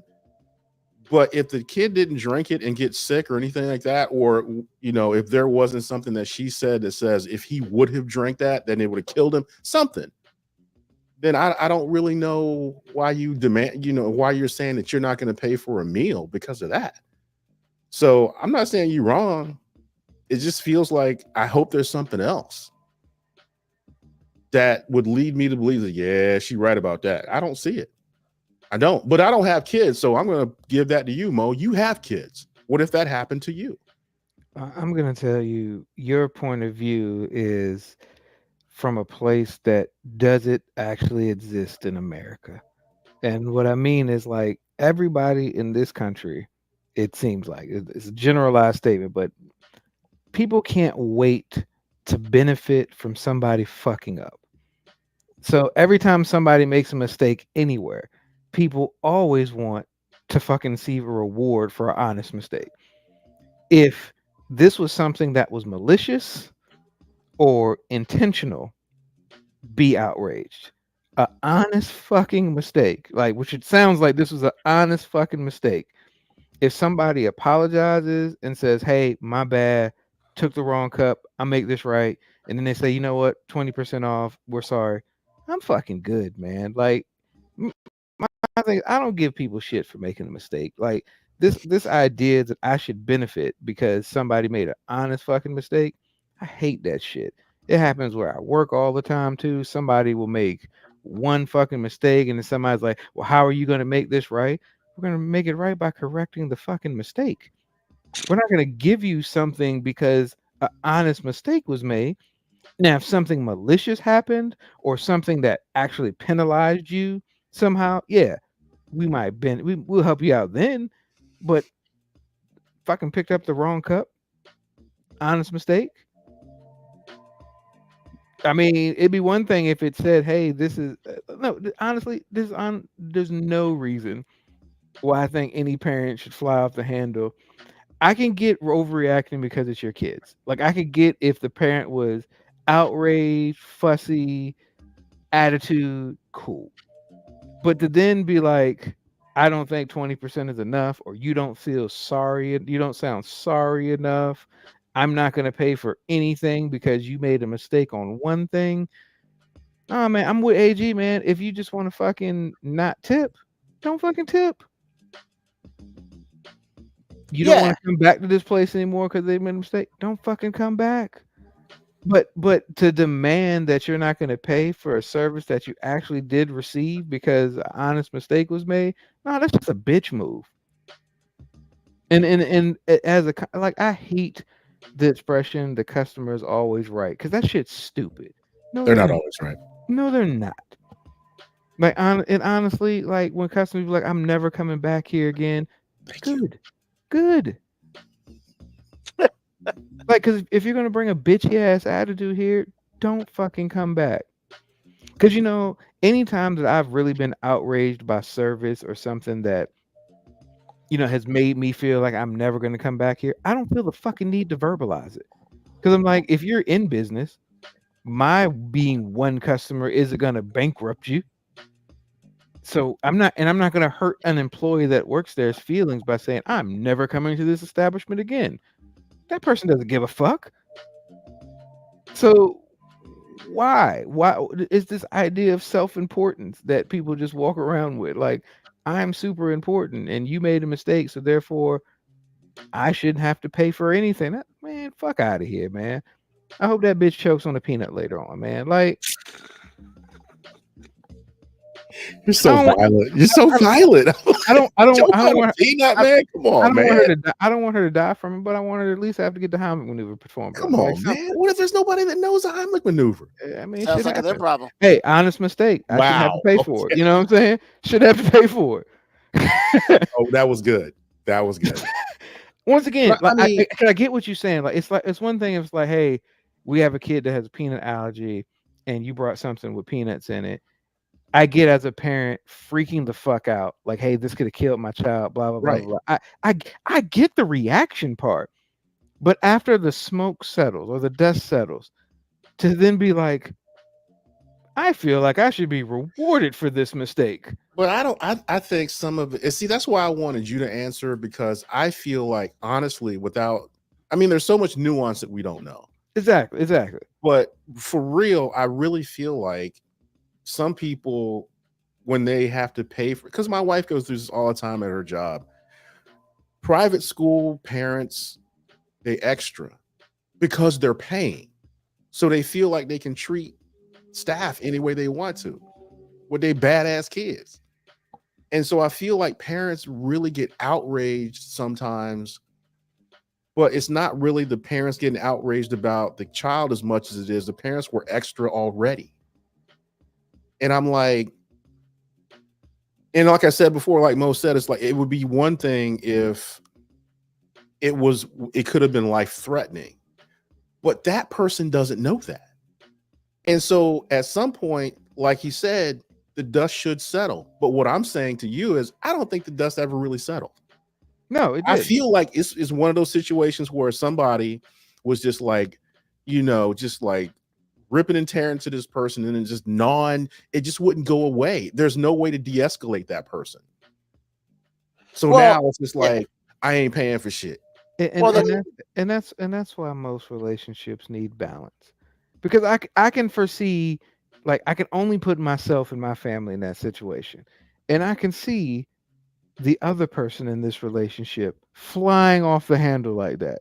The And other I can see, person- and I could see me at the table going, "Hey, cool, chill. Like none heart Nothing hurt, happened. Yeah. honest mistake. Like, hey, if you don't want to come back here again, cool. Let's not fucking come back here. But we ain't gotta do this. You know what I'm saying? We gotta do all this. Yeah.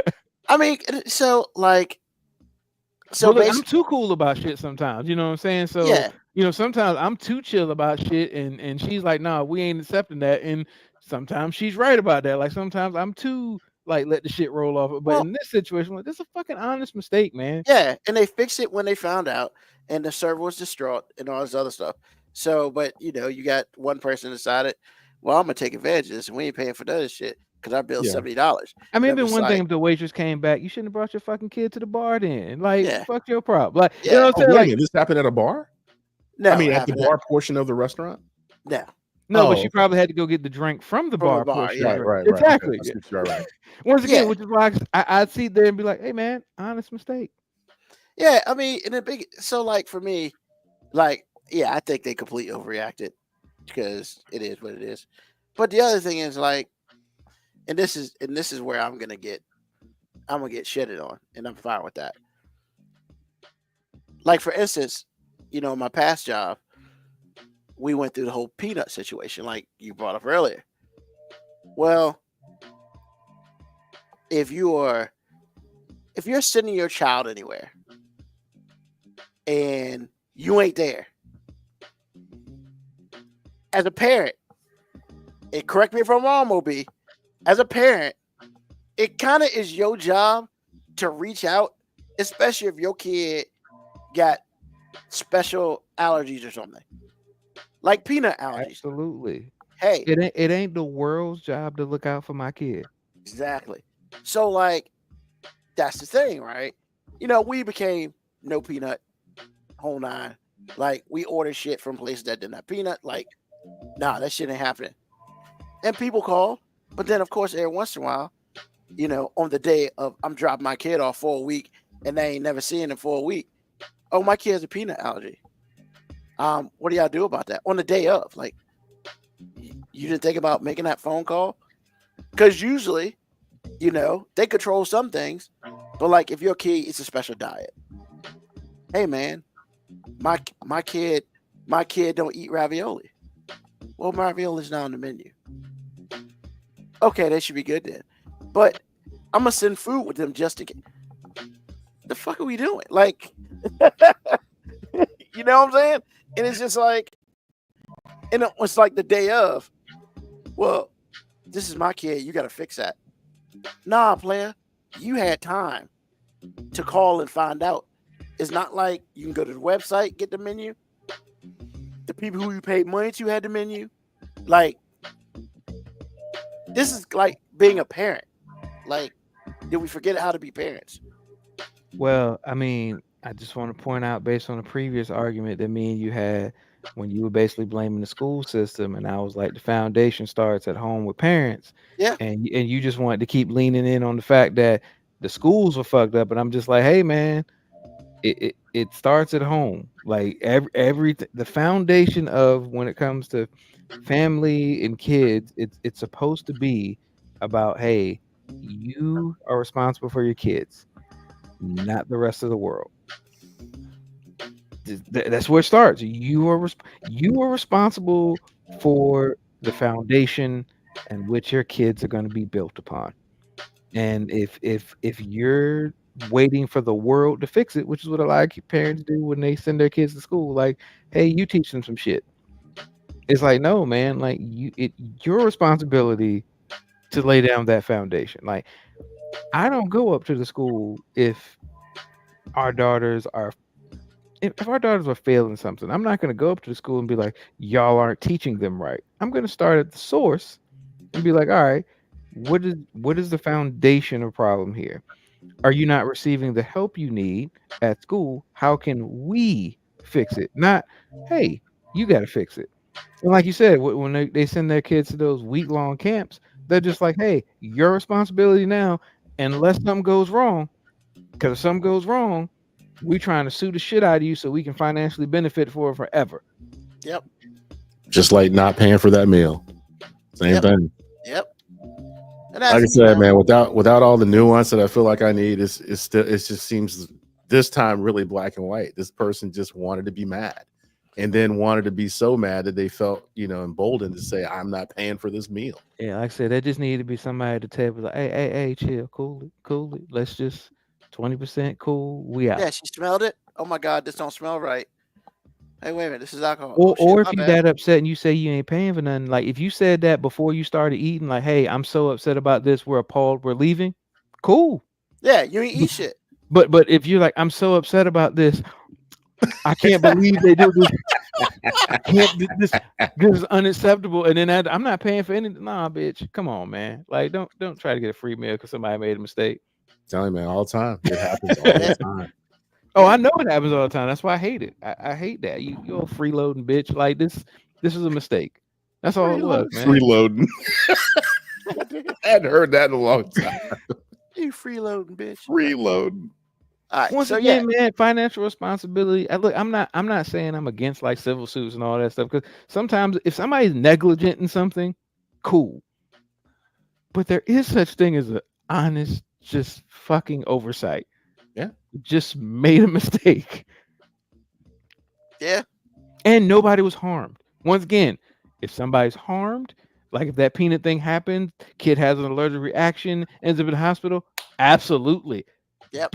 Tear that bitch down. You know what I'm saying? Like but like, hey man, your kid smelled alcohol. Congratulations. You know what I'm saying? Your kid knows what alcohol smells like. They got some hair. I learned that from home. Exactly. You know what I'm saying? I learned that from home. Just they got some hair on their chest. Moving on. Hey.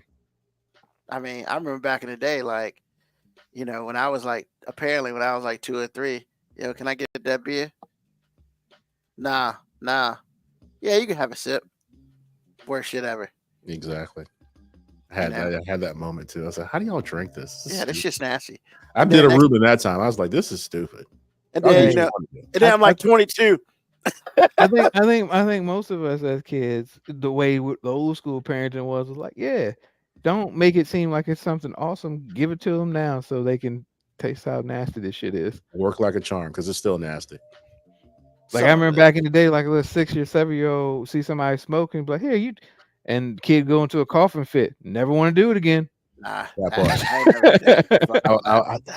was I, like 12 years old and tried to smoke one of my dad's cigarettes? I thought I would never start coughing. I didn't know your dad smoked. Yeah, man, he used to smoke back in the day. I didn't know. I mean, before he was, before he got saved, because okay, here's the two things in my dad. My dad, okay, was this. Actually, 3. Is this? And he'll act like he forgot. I said, you ain't that saved, you remember.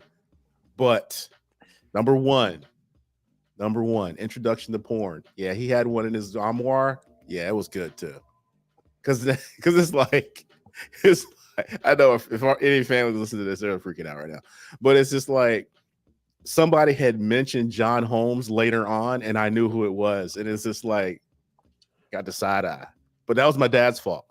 Number 2, I didn't understand what weed was, right?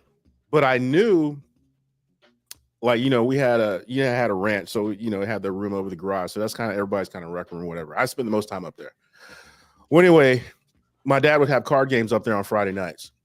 And so Saturday morning, when I go up there to watch cartoons, there's this stench. And I'm like, what? Man, that's strong. I'm used to him, smoking cigarettes. But it wasn't cigarette smoke. And I'm like, he was like, boy, ain't nothing but a little bit of reefer. No, he never said, no. Let me tell a story. And see, this is why it's his fault. Let me tell a story. So I'm used to Saturday mornings, I'm smelling the smell, know what it is, whatever. So one time this happened it had to have happened on a Sunday night or something like that. And he must have been smoking a lot because Monday morning I went to school and apparently I was high and I didn't know I was high because, I'm like, walking to school. I got to school fine, blah, blah, blah, all the things. So I'm sitting down in my class and I'll never forget it. It was just like, my teacher's like, Allison, what's wrong with you? I was like, what are you talking about? What is wrong with you? Nothing. I was minding my business. And she kept on. And I'm like, I don't know what's going on here. She sent me to the office. She still didn't tell me what she thought was wrong. So I go to the office. I'm sitting there. I'm not really freaking out because I'm like, I did nothing wrong. I don't know what this is. She called the principal called my dad. My dad comes down. They have a meeting by themselves. And then it's just like, I don't know what's going on. My dad came down. I thought the world was going to fucking end. I knew I was going to get it, but I didn't know why I was going to get it. So I'm still not freaking out, but I'm like, okay, something's not right. So we get in the car. He says nothing. Like, and it's not one of those things where he says nothing like the other shoe's about to drop. He just didn't say anything. So we're having a conversation. I was like, what happened? I don't know what I did. I mean, I promise you I was minding my business. I didn't do anything. He's like, it's all good. I was like, what? I was just in the principal's office. What do you mean it's all good? I'm freaking out at this point because now no one's telling me what's going on. So we get home and I'm thinking I'm on punishment, right? But that is the complete opposite. I got hamburgers and fries. Okay. I got to watch cartoons. And this happened in the morning. So I got like all day. And wow. You know, I got my underoos on. I'm killing paying you off. I bet that burger and fries tasted awesome too. Man, I'm trying to tell you. So no one really told me what happened. Okay. So fast forward like 10 years. And I'm playing a lot of bands or whatever. We all get together. Still don't know what happened 10 years later. Okay, so remember, I'm going upstairs and I'm seeing another thing too. The other clue was the shoebox with all the seeds in it. I didn't know what that was. I didn't pay any mind, whatever. So all of these things have happened. I never forgot it. It never lived in the front of my mind, but I never forgot it. So I'm at a party one time and everybody's smoking weed. And when I walked into the house, it was like, that's that smell. And I'm like, that nigga was smoking weed. And so I was like, bro, is that weed? Say, how do you know what weed is? No, I really don't, but I always did, and I didn't know that I did. So that's the second thing. So the smoking, the porn, and the weed, all my dad's fault. It's all my dad's fault. I'm telling you right now, all my dad's fault. And I'm telling you, if I told him that right now, he would deny it all. Well, yeah. He got that saved amnesia. Oh my God. That saved amnesia, boy. It's amazing, boy. People get saved and all of a sudden they don't remember shit. Like, and it's not, and you know what the funny thing is? It's not even about the stuff that's like church embarrassing. Yeah, so dumb. I'm telling you, one time we were playing basketball. I think I was about 6 years old. And I'm playing with him and a friend of his in the neighborhood. So I'm playing against two adults. And so I'm trying to get a rebound. And no one's gonna let me get a rebound. And I'm like, I am really freaking. I'm crying at this point. Like, I want the ball. And then my dad was like, boy, you didn't get the ball until you get the ball. So he's treating me like a man, right? And I never forgot that. It really did give me character. And I never forgot it. So we're at a cookout, like 2013, right? And I'm telling this story to a crowd of people. And I said, you remember that time we were playing basketball and you just were not going to let me win? You were not going to let me. And because that led to a point where we were playing basketball as two adults and I dunked on him hard. Loved it. So I'm telling the story and he doesn't remember anything. I'm like, how do you forget everything I bring up to you, man? He said, I don't remember. I plead the fifth. I'm like, but then what I come to understand is, like Moby said, old people choose to forget a lot of the things that shaped our lives. Hey, my mom act like so much shit ain't happened, and I'd be like, none of the shit that I say happened makes me look cool in the story. Well, so why would I be making that shit up? Exactly. I'm telling a story about me being a little bitch, and he was teaching me how to be a man. But then I say it the way I said it, but then all of a sudden you forgot, bro. And you know what? The last thing, the best, he's the best cursor I've ever known. Didn't say that anymore, but if anybody ever is like, where do you learn how to have a mouth like my dad? I don't know, man. My dad can give your dad a run for the money, though. Bro, they're probably the same people. Because based on some of the cookouts that we had when we were young, because you were younger than me, so I kind of remember, you don't. But I remember your dad and I going just like friendly conversation, but it was just like, fuck you, this and that, all the things. And I'm like, yeah. When they all got together, man. It was yeah.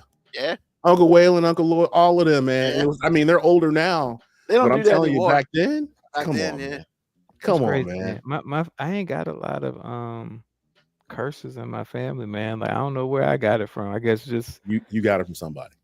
I don't know, man. I got a lot of old people references that ain't quite curse words, but like you Like know, what? heifer, and you know, Hussy. I got all them I love old Hussy. school ones. Hussy's my favorite. The Hussy's my favorite that came Like from your you know, family. my, That's my, super. mom, my mom didn't really cuss a lot. You know what I'm saying? She like I said, she did those old school curses, like calling people hussies and skank. Oh, Wow, she said she used skank. skank? Oh, she used to say skank strong, boy. I mean, that's rough. Skank's worse than Skank is shit. worse than Hussy. Yeah, it's worse than Or is bitch. it? Yeah. I don't know. Skank is worse than hussy, unless you combine hussy with fast ass hussy. You go out there hanging Wait a with minute. that A fast Hussy ass is hussy. fast by default. Once again, you adding layers to the swiftness Your of mom out this here here using hussy. she's an adverb to shit. So really, you double fast because if Exactly. you a Hussy, you fast to start with. Exactly. You gotta do this fast. No, and you gotta say the ass too. She You did do say that. You ass. have to fast ass Hussy. That fast ass hussy. I'm like, oh, okay. You basically just said she a 2 times hoe. Like she I mean, she So is slut to the she get third down with the power. get down, bro. I have a question. As Black people, do we hyphenate anything with ass in our Not in our these kids ethos? today. Okay, because I thought that came from older people. Really? Yeah, older people do it. We don't really do it, and the young kids don't do shit at all. What, hyphenate anything with ass? Yeah. Nah, they just No, that's not misspell true. words. That's not true. People say broke ass, Yeah. I mean, dumb ass, stupid ass. I mean, but you can combine it with anything. It's like with your Hyundai driving ass. I'm like, yeah. That I don't know if the new generation say it like that. I know we I say don't it know. like that. I'm just saying. I mean, I just think that it feels like we pick it up from older Black people, and I just feel like based on my age, I never really heard white folks talk like that. Nah, because I remember in Portsmouth, everything was hyphenated with head ass. Yo, broke head ass. Yo, dumb head ass. Like I was like, why does everybody head got this problem with an ass? Like, Yeah. That's I don't know. I just because when you said your fast ass, I was like, did we hyphenate everything with ass? Yeah. Like I remember the first time I heard fine ass. I'm like, okay, y'all are ridiculous at this point. Come over here with your fine ass. That's right. I mean, even if they didn't have a fine ass, it was still fine ass. Look, in cursing, there are a couple things that just magnify like whatever you say before or after it, like ass and motherfucker. Bill Burr, Right. all Yeah. day. Bill Burr said that I was weak. Go ahead, man. I'm sorry. I mean, I'm just saying, like motherfucker can be attached to damn near anything. yes. And how Black people do it is special. It really is. You know what's weird though? At family reunions, you always hear some old ass uncle Old ass. talking to some girl. Girl, bring your fast ass over here. Hold on, player. What? But how do you First know of all- she's fast? How do you know she's fast? Bruh, that's not even the part, man. It's the part is like, why are you talking to that little girl like that? Hey, look, man, ass is an assumption of hoe. So that fast ass is just an assumption that this is a promiscuous young lady, and that assumption usually gets made without any knowledge of their action. But how do you say something like that to somebody and you don't know? I mean, Or are you trying to say, are you warning this person if you dress like that? You might. No. it's a conversation, AG, because in conversation today, man, you can hear a group of guys referring to women as hoes and bitches, and they don't know shit about these women. They just like, oh, you over there with that light skinned asshole? Like, you don't know she a hoe, sir. Like you don't even know her. I'm just tripping at the fact that she a light skinned asshole. Yeah, I just felt like I'd hyphenate that ass in there just to show the versatility of it. It is extremely versatile. I It's mean, like you got to play ketchup, Snoop man. You Dogg can for use a it on little bit, everything. man. Snoop Dogg's to blame for some of it, but he got it from somewhere too. You know, bitches ain't shit but hoes and tricks, man. Hold on, player. Wow. Why That's bitches a got lot, man. why bitches got to be hoes and tricks? Come on, man. I didn't think you had to be one or the other. I didn't think you'd be both.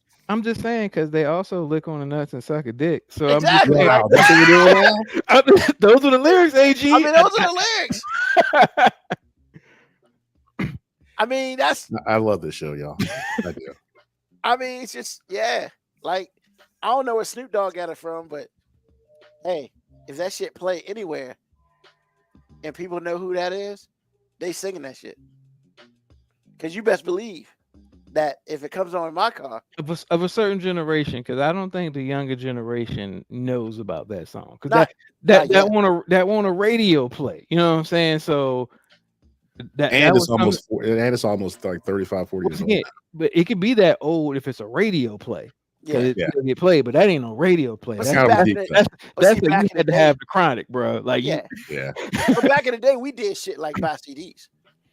once again, that's why, because it was an album thing. That's what I'm saying. Yeah. If it was a radio cut, it'd still be known. Like my daughter can recite a lot of 90s songs that she ain't got no business reciting, and I'm not mad at her for it because I'm just like, how can I be mad? I mean, she listened to shit you listen to.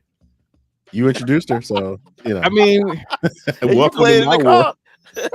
She ain't got no choice. here's the thing. I consciously didn't play a lot of that shit when I was younger, but Are now you sure?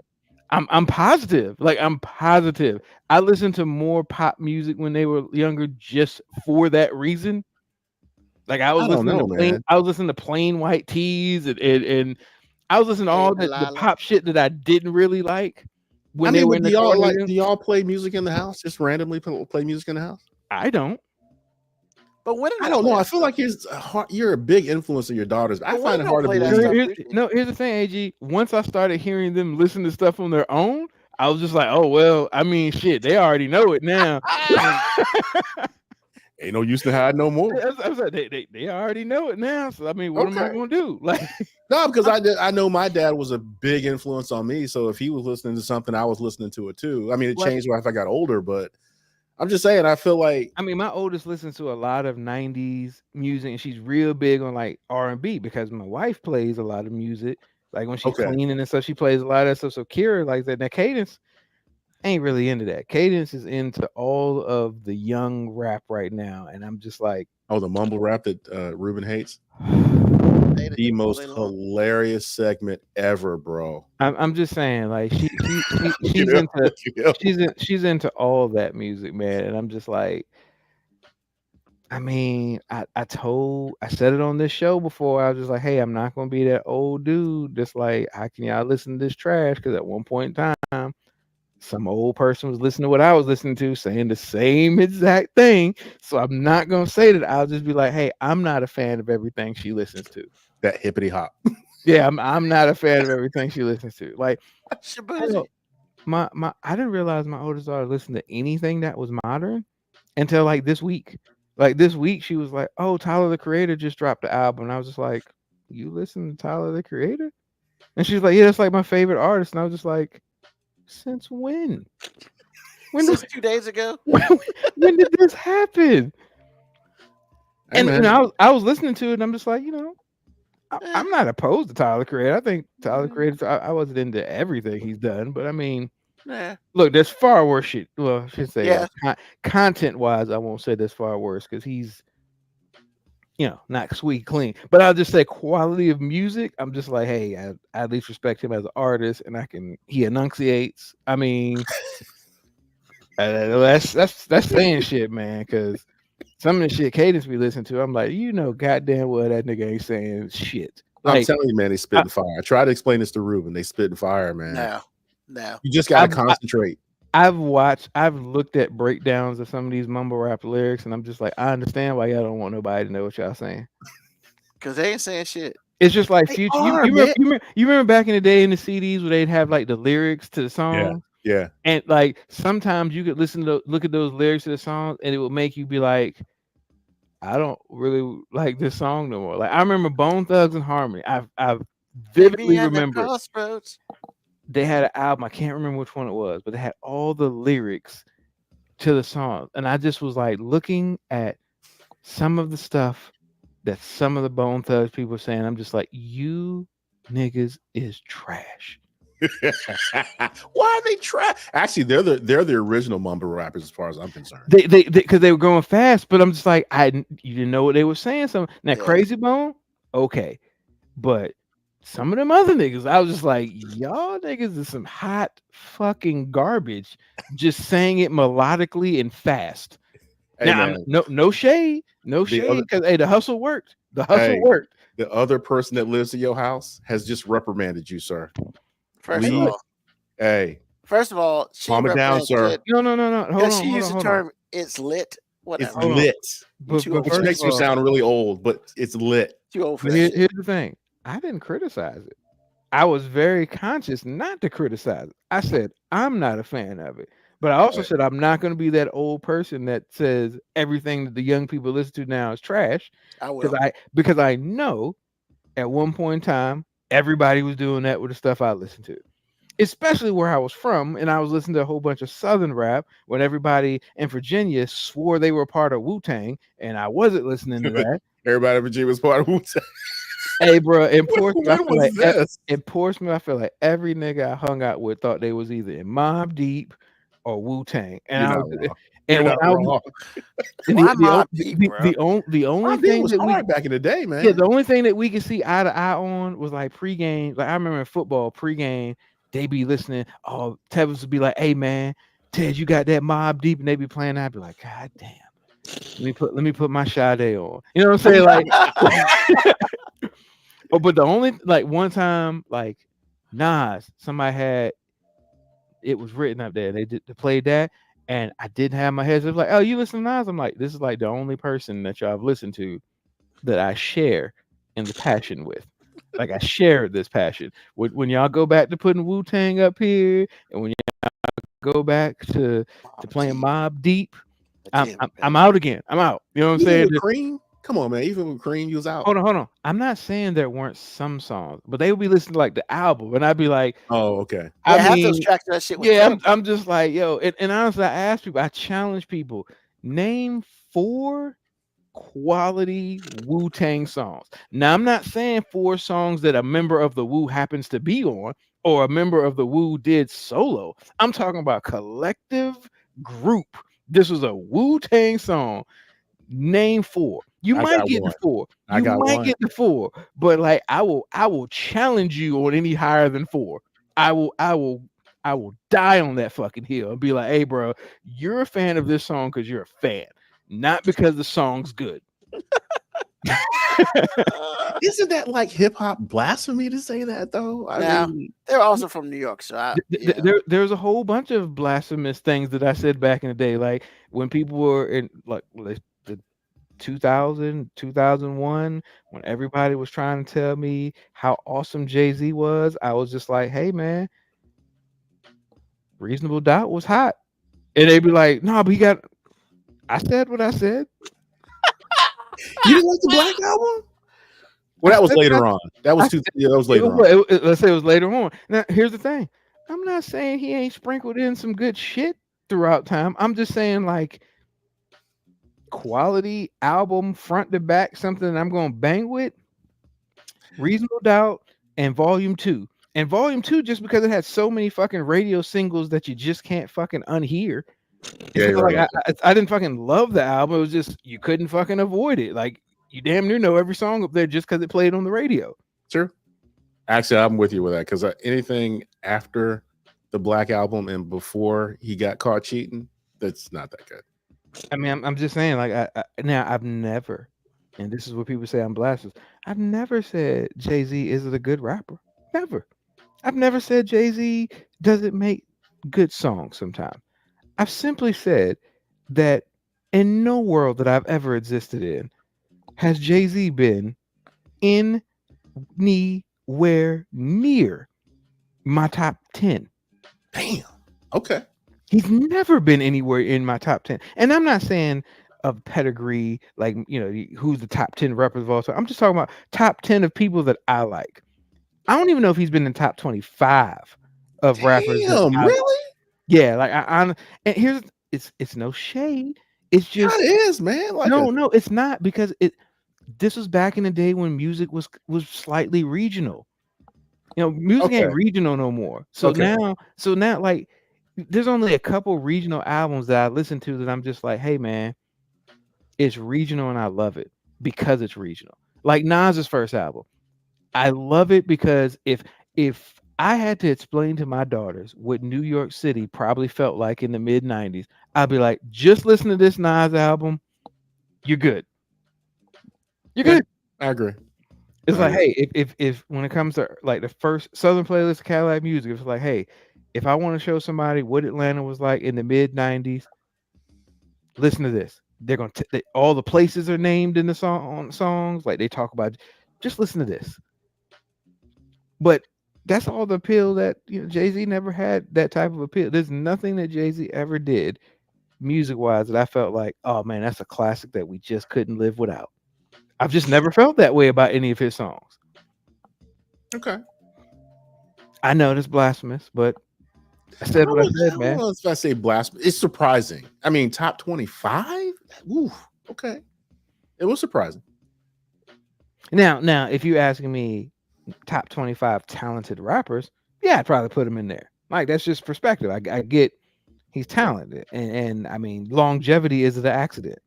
You know what I'm saying? Longevity generally is the accident. So I won't say I'm not saying Jay-Z's trash or anything, but no, it's just never been my favorite. Understood. And like I said, and I'm always going to be resentful of Wu-Tang because I still have people arguing with me that Wu-Tang is the most impactful hip hop group of all time, and I'm just like, what fucking world do you exist in? They for the kids, man. Wu-Tang for the kids. Like, They don't get are. me wrong, Wu-Tang might be the most impactful cultural thing for a section of the country. That's it. Like I said, Wu-Tang made people in Virginia at the time when I was there feel like they were all part of it. I mean, but That's it. why so far south? It was just that hood statement, man. It was just that hood element. It just made. I mean, but our hoods aren't even the same. Yeah, I know, but it just made Virginia don't really have an identity musically, if you really think about it. Because you gotta think Wu-Tang was big before the super producer era, like with Timberland and Neptunes. They were before that. So Virginia didn't really have a musical identity. Truth, it didn't. So I mean, but why would we So lock down they the were Wu-Tang though? They were just riding waves, man. Just Okay. riding waves, man. All right. Well, all right. But anyway. Okay. All right. So this time, instead of doing what's on your mind, I want to do something different. Because as you know, on Tuesday we will have an election. Now, it is highly possible by the time we come on air next Sunday, we still don't know who won. And Moby is checked out. So this will probably come out Thursday, Friday, Saturday. So let's put some on wax. AG, election prediction. Let's go 3 different things to make life easier. Okay. 1, who's gonna control the House? 2, who's gonna control the Senate? 3, who's gonna win the presidency?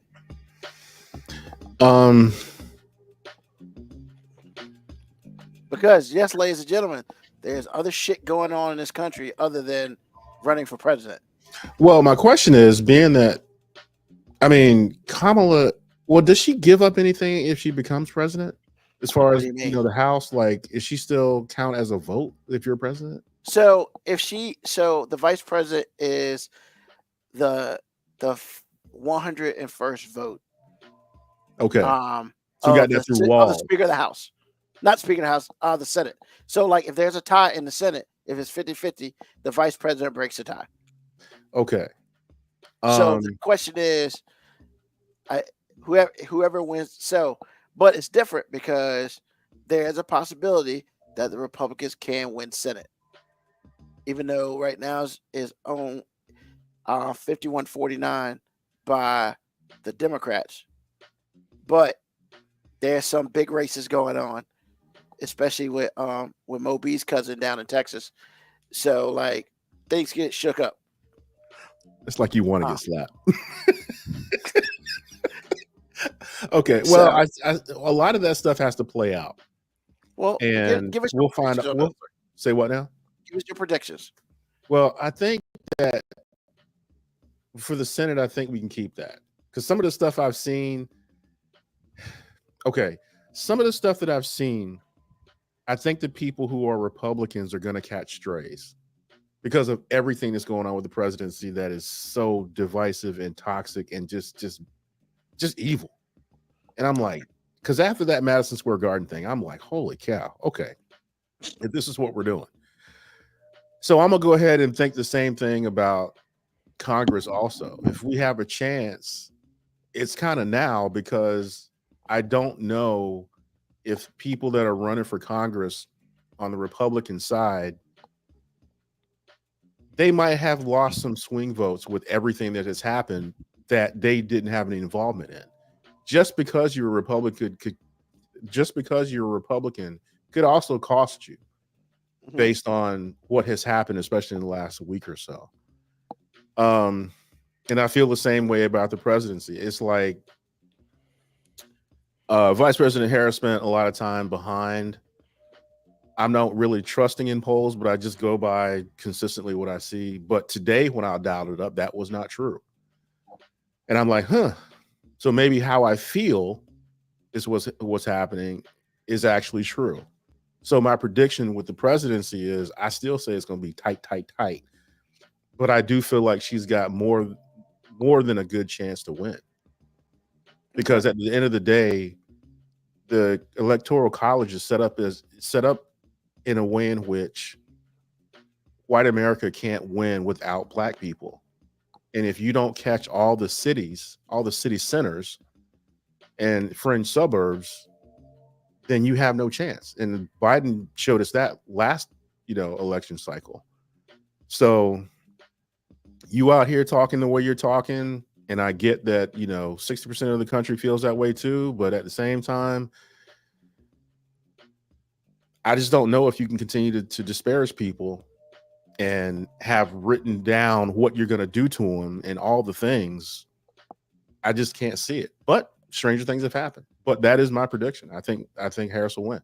Harris Walls will win. All right. So AG is calling for a Democratic sweep. Moby, what are you thinking? I think the Democrats are still going to control Congress. That's because I think what AG says, right? I think a lot of the Republicans that are in some of these fringe places, even though they've tried their best to redraw district lines and shit, they've tried their best.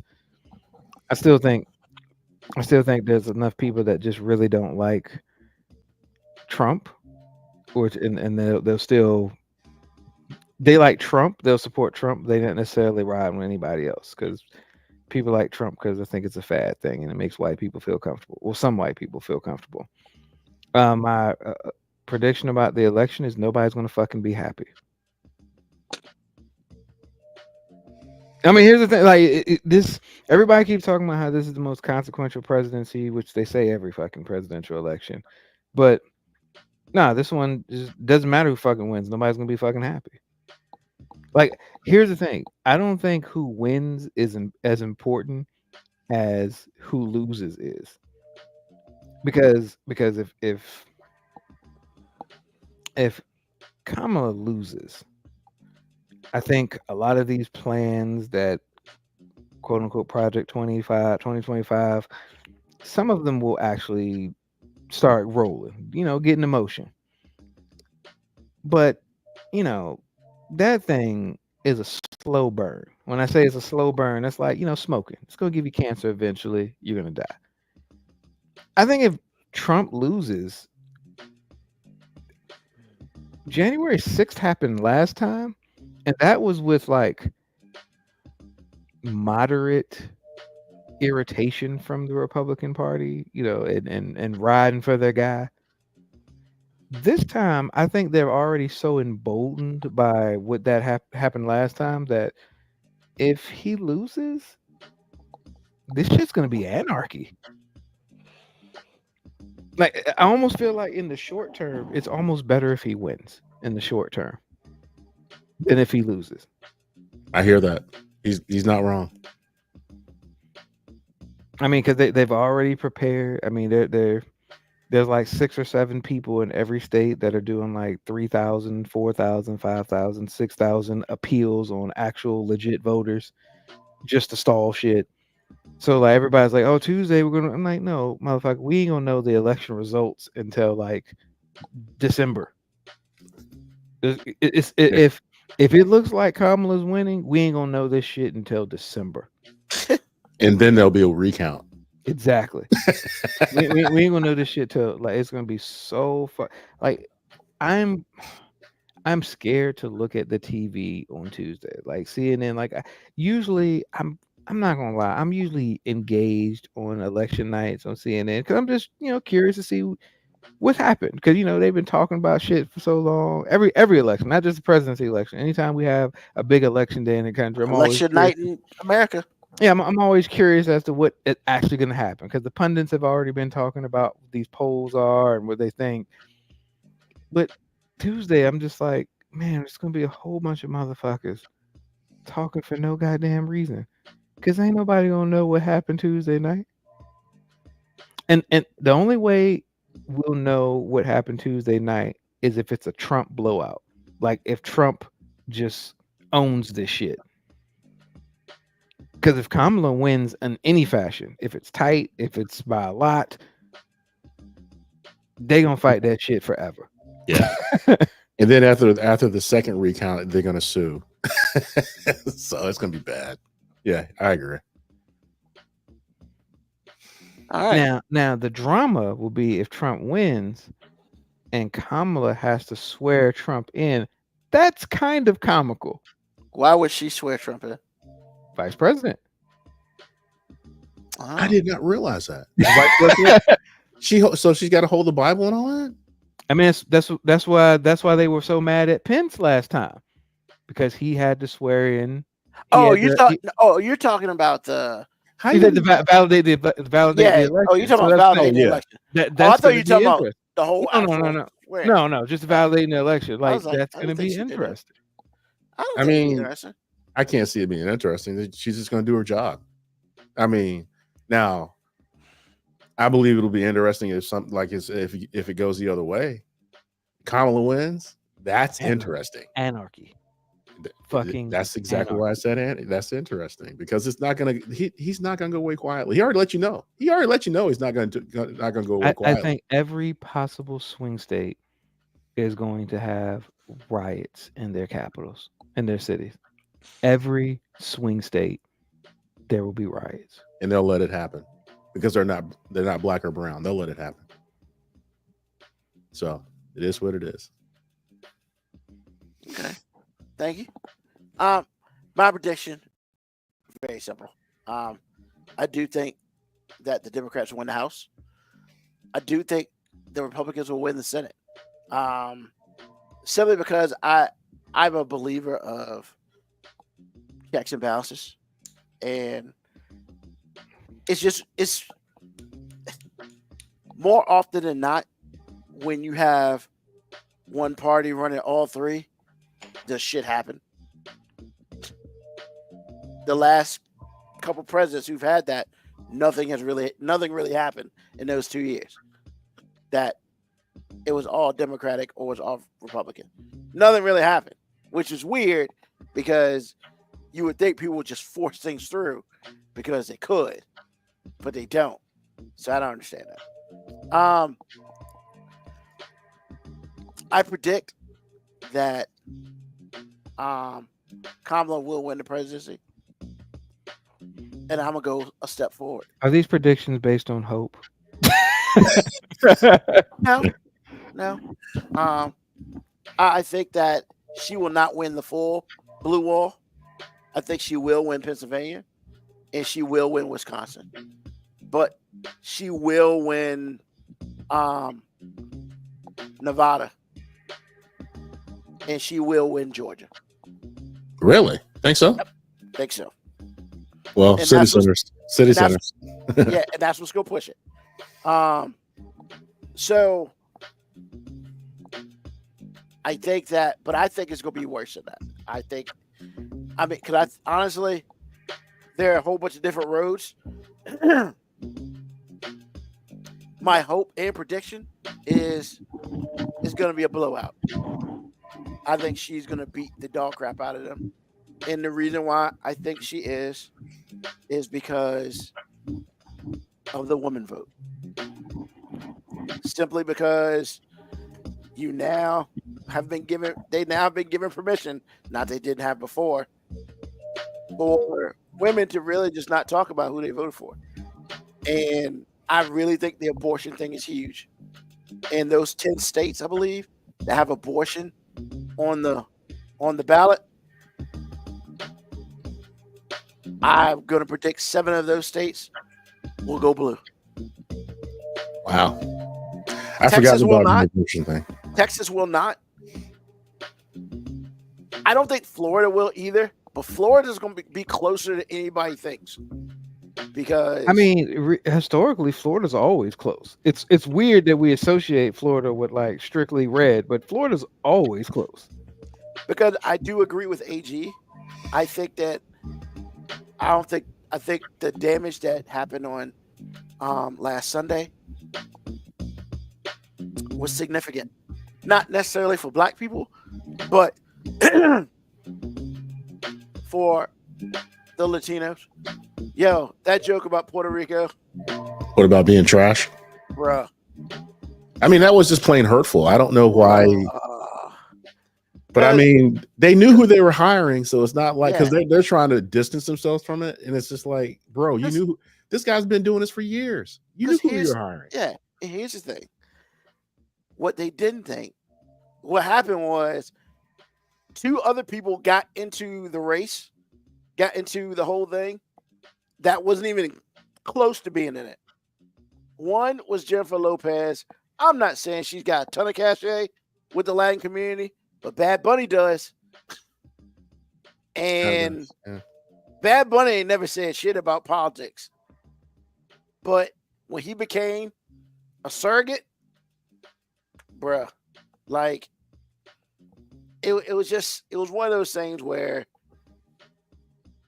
you basically shot yourself in the face. And then, yeah, I think that's going to do it. Is that going with the assumption that there's still this magical thing called a swing voter out there? No, but see, I don't think they were swing votes. I feel that he probably had at least 35% in his pocket. But bro, you talked about a whole country. Yeah, you really can't do that. Not them. I mean, you can, but it's gonna. I mean, you can, but yeah, like it's not the smartest thing he's ever done. Now he talks about Americans all the time, but clearly we don't give a shit. But you can't talk about Puerto Ricans and expect them to ride with you. All of them, some will ride with him, but I feel like that number is going to drop like 20%. And that's why I think Florida could be in play. Seriously. And that's going to push him. That's going to push her over in Pennsylvania. But I think he put Florida in a position where he could lose Florida. Because, like, yeah, man, that won't move. That just won't move. I feel like the good thing about all this is it happened Sunday. So a lot of people that are early vote can't change their minds. So, but at the same time, it's just, I don't know. I just feel like they're pretty confident when they say stuff like that. It doesn't matter. That's how I feel. Like I thought they felt confident to a point where, you know what, this ain't gonna do shit. But the problem is, you know, a whole bunch of people voted last week. A shit ton of people voted. More who had voted before. So, like, and you still have a shit ton of people voting on Tuesday, which is crazy to me. I voted last Monday. But yeah, I think Sunday, I would have said Sunday, like last Sunday, I would have said Trump probably like a 48-45. Now, I reverse that completely. I think he's gonna get blown the fuck out. Like, I'm thinking she's probably gonna get somewhere between 310 to 330 electoral votes. And at that, if that were to happen, man, and you only need 270, 310, bruh. Woo. She has got to beat the shit out of him, because pretty much if she destroys him, he can go to he can lawyer up. He can do all that. Man, that's a lot of states, bro. Not wrong. And I I mean, don't think you got enough money. I don't know, man. Like I said, seeing Madison Square Garden like packed and those people cheering for that, I'm like, wow, bro. This is what we're doing. And then the other thing was like, yo, man, he don't like women. Well, but the women that ride for him, they don't care about that part. Well, they agree but with I it. think there are a lot of women who don't ride for him, but they vote for him because they vote party lines. I hope they show up then. I'm just saying, there was a woman that ran against him before, and that woman card didn't work. Well, I know it's different. I know it's different, but I completely believe that she shot her own self in the face. Yeah, she's not wrong about that part either. Yeah, absolutely. She took her own damage. Well, and she did her own damage to herself. I would say this time they learned from that mistake. So, I mean, we'll see. My hope, honestly, I hope she beats the shit out of him, so we don't have to go through this. Oh, we're gonna go through something.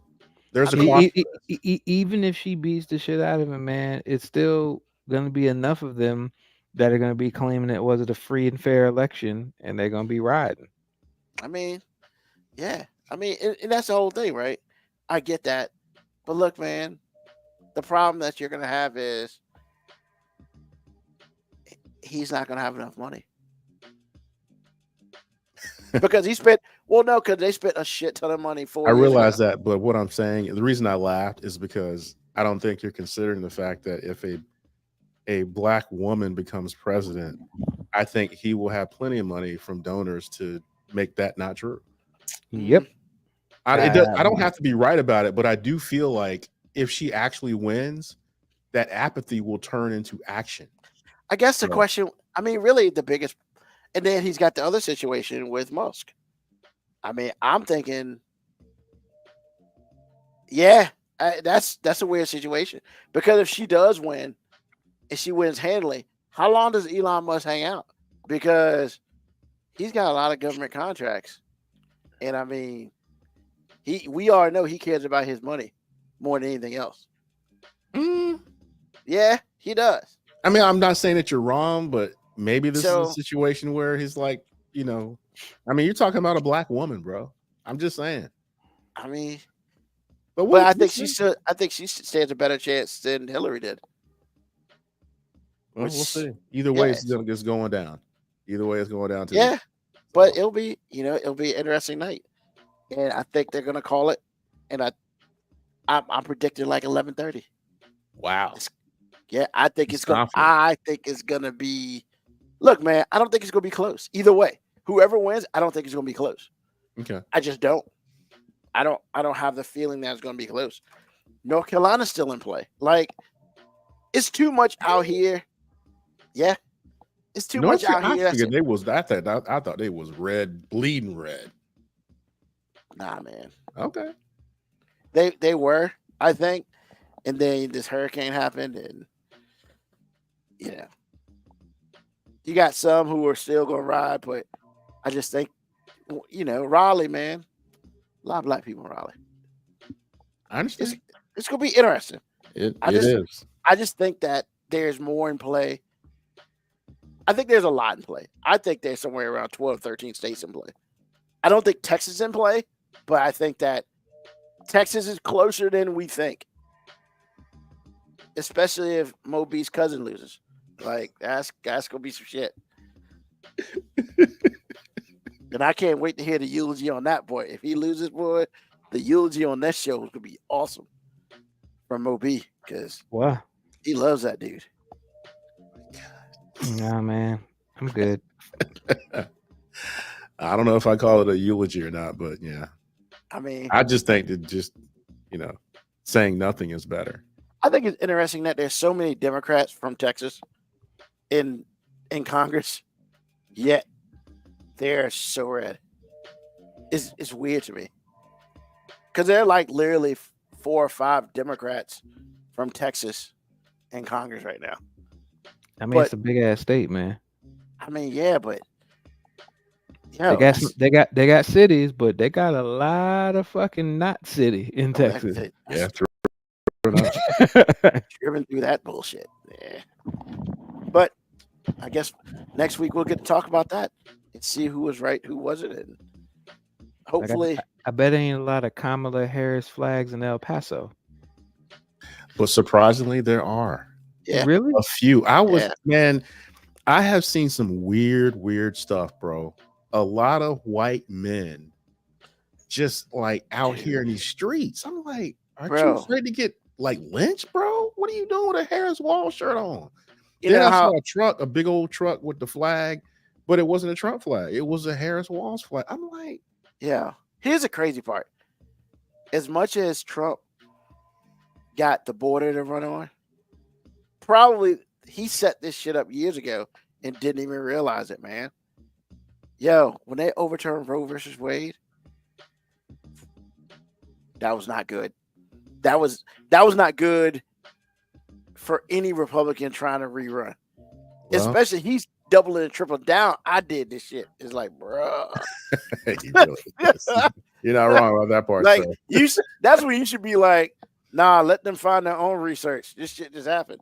Because they're even talking about how the next president may be able to put 2 more justices up Is in the somebody next 4 retiring? years. A couple In of the those next guys 4 are years? old, man. I thought Your the- boy's I thought old as they shit, were- bro. Who? Your boy. Your boy Who? Clarence, Clarence man. Thomas? Clarence Thomas old shit, bro. Hey man, Clarence Thomas is old and evil enough where he still got another 20 years in him. He gonna Jimmy Carter this, man. Yeah, he He gonna let that happen. He still got some time. And even if he do die, I don't think white folk gonna let us know he died. They gonna find some type Why? of they gonna find some type of impersonator. You know, hey, look, man, look, I think, man, they were saying Gucci had a clone. Gucci Man had a clone. You think they can't find fucking clone for him? Come on, they gonna weekend at Bernie's this dude, man. Come Hey, on, man. exactly. He Big just gonna be dude, sitting there like this.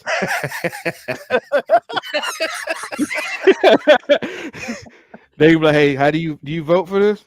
Oh fuck. God, man. Like, if there's a list of like worst black people ever, he's clearly top 3. No, I it's don't not. know, man. It's No, been- he's not. no, he's not It's even a close. lot, man. Wow. I mean, because really? essentially we're talking about a dude that's just like what you call it? What you call it, Mo? Not tap dancing, but what? Stepping and fetching? Stepping and fetching, man. Nah, all day. And basically, that's all he is, bro. It's a lot of black people like that. Nah, man, but he got power. That's the He problem. doesn't have real power. He don't man. really have power, man. He got enough. He's a placeholder for people with power. Basically, he doesn't disrupt the flow. He's like an extension cord, man. He It's- ain't the plug. yeah. He ain't the electricity. He's just there to make sure that they can get what But they want. sometimes that's just as dangerous. No, as being the cord. it definitely is. But like I said, that's why they're not gonna let him die. Weekend at Bernie's. And I think Alito is also getting up there. Yeah, Alito is old. But he's not I almost said communist. He is That would not be Republican. accurate. He's not a Republican, right? He is Democrat. He absolutely is a Republican. Oh, okay. Alito? Yeah, I mean, he's stone Nah, 'cause they were- cold red. No, because they were saying like there are a couple people, because some of like at least one person is Democrat who's like getting up in there. But it's like, not Alito though. Alito was always. but he he's that- getting up in there too. That motherfucker. I mean, no, he's really because I mean he and but Thomas came in at the Ginsburg same time. were he and Ginsburg were tight, even though they agreed on nothing, but they were Yeah. friends. I So mean, like, I think if we really want to make change, we need to get a Democrat to really cut a deal with some major beer company and just provide Kavanaugh with beer forever, because he's expressed to us how much he likes beer. So we should just let him drink himself away. Just How old free is beer Kavanaugh? forever. Kavanaugh's He's kinda young. old, dude. No, No, he's he's fairly kinda young. young. That's why I say we just need to keep feeding him beer. Like just free beer forever, Kavanaugh. You like drinking beer with all your friends? Just keep It's drinking. So dumb. But I mean, I still say they're not. I mean, honestly, I don't think that they're really going to pressure the right-leaning justices to stay until Kamala's gone, or at least 4 years. I really do believe they're getting talked to right now. I'm like, just saying, hey, Clarence Thomas might be dead right now, Ruben, and we don't know. hey, you saw that movie Dave, didn't you? Yes, Well, it's terrible. come on, it's a great film, and it's not. funny, and it's true right now. Because he could be a Dave, man. He could be a Dave. Somebody's controlled it from the inside. I'm just saying, man. They're not gonna let that man die, man. I'm saying he gets shot, and then he just like he all well. I said something ain't right with that dude. No, that's him. No, it ain't. It's a twin. Jesus. It's a twin. Yo, just saying. It's shit's crazy. Oh, funny movie that I just it's just bro funny. It's not. It's if you're looking to watch something with your lady, it's probably not the convenient movie for them because it's just bro funny. But it's on Amazon. It's called Ricky Stenicki, and it's with John Cena. That shit's hilarious, bro. Is it really though? Yeah, bro. It's juvenile. It's immature, but it's fucking funny. Okay. Because I had a coworker say that I have to watch it, and I'm like, I'm telling you, John Cena's an idiot, man. I'm not doing that. I'm telling you, John Cena nailed it. Okay. He nailed the role. I gotta watch it now. Oh my gosh. By the way, your take on The Sopranos was hilarious. I mean, everybody's cable went out to say, hey, brother, that's literally what it felt like. It felt like everybody was on the phone. Hey, bro, did your shit go out? I remember it took me about 10 years to understand that it is what it is. Either they killed him or life went on. Whatever. Honestly, it took I was so upset. The longer I went, because I wasn't even a huge fan of the show, so I wasn't like terribly invested. But like the longer, like immediately I was upset because I'm just like, I need an ending. And then like a couple weeks later, I was just like, but how's the show gonna end? It's either gonna end with him getting offed or him keep doing what he's doing. Like there's really no way to fucking end the show. So that was almost the most brilliant ending ever. Yeah. Like whatever you want to happen, just make it happen in your head. Because I found it, I felt like, honestly, I did feel like he probably didn't get offed because usually they won't do it when they know you're with your family. Your family, exactly. And he was with his entire family in a public place. So I felt like they could have done it, but probably not. So I mean, his whole family could have got checked out, man. I mean, that's true, but here's the thing. That's the reason why you just leave it up to people. There it is. To interpret it however they want. Because either way, life went on, whether it was with him or without him. I mean, whatever. It was a great show. In the moment, I get it. Everybody, because like I remember shit went out, and I was just like, "What the fuck happened?" And I was looking at Shorty like, "Hey, did you not fucking pay your shit?" Shorty, like, you can get us food, but you can't pay your pay. That was hilarious. I was like, "Oh my god." Because she invited me over to watch this. I understand. I understand why she would invite. It was important to a lot of us because I was a huge fan. To have it in that way in the moment was I felt ill. I was like, y'all didn't do this to me, man. I'm just saying, like that was one of the, times back in the day, because it's back in the day. But that's one of the times where a young lady invited me over and it didn't have a negative connotation. Like she invited me over so we could watch that. That was it. It was so when that just went out like that, it was like, all right, I'm gonna get on out of here then. Like I love that. I'm gonna get on out of here. I'll holler at you later. Oh my god. So all right. Well, first of all, I'd like to thank everyone for being with us for number 250. I'd like to thank AG and Moby 250. Normally you should say some things. Yeah. 5 years. Normally you would say, hey, let's do another 250 or let's do another 5 years. Let's just do another episode next week because I can't wait to see how all this stuff comes out. I just feel like you're emotionally drained from like opening up as much as you did on 250. That was heavy, wasn't it? Wasn't it? I was like, oh shit, this is like the first time it's ever happened. It's great. I only took 250 shows, man. I mean, But he got there though. He got there. The motherfucker talk about Christopher Robin and fictitious characters with malice and divine hate. Yeah, But divine hate. Wow. Divine hate. Oxymoron. Divine hate. And if you want to know what we're talking about, go back through the archives, and you'll know maybe like 2 or 3 years. He was made to hate Christopher Robin, Morris Chestnut, and Blair Underwood. He's made to hate those guys. If you're interested, to just kind of sum it up, if you're interested, you want to sum it up, just listen to the first 2 best of. You'll get all you need to get. Hilarious. Yeah. Fuck Christopher Robin. So, with that being said, I'd like to thank everybody listening to us today. Character. That's awesome. Fuck a fictitious character. I'd like to thank everybody listening to us today and for the last. If you listen to at least one episode of R250, I thank you. Also, I thank AG Moby. And, hey, I like to thank myself because, once again, longest relationship I've ever been in. And we're going to continue this relationship. So, with that being said, make sure you go vote. If you haven't already, please go vote. Because when you vote, at least you get a say. I'm not going to sit here and say if you don't vote, then you're a sucker. You can't bitch and complain. I'm not going to say that. But I'm just saying, go vote. It is your civic duty. It is your right. And if there's one thing we need to make sure we do, we need to keep as many rights as possible. So do it while you can. And we will see you again next Sunday, 9 p.m. Eastern Standard Time. Hey, tell a friend, tell an enemy, just tell someone about us. And we will see you again next week. Peace, love, hair grease, soul. And for number 250, deuces.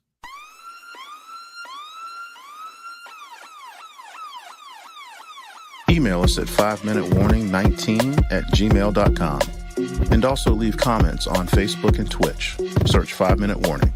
Contact us on Twitter at AG_FMW podcast, at Newsman25, at FMW 2019. Contact us on Instagram, Moby 5 Minute Warning, AG_5 Minute Warning, Newsman25. You can listen to the podcast at Apple Podcast, Spotify, or wherever you get your podcast. Thank you for listening. This has been another episode of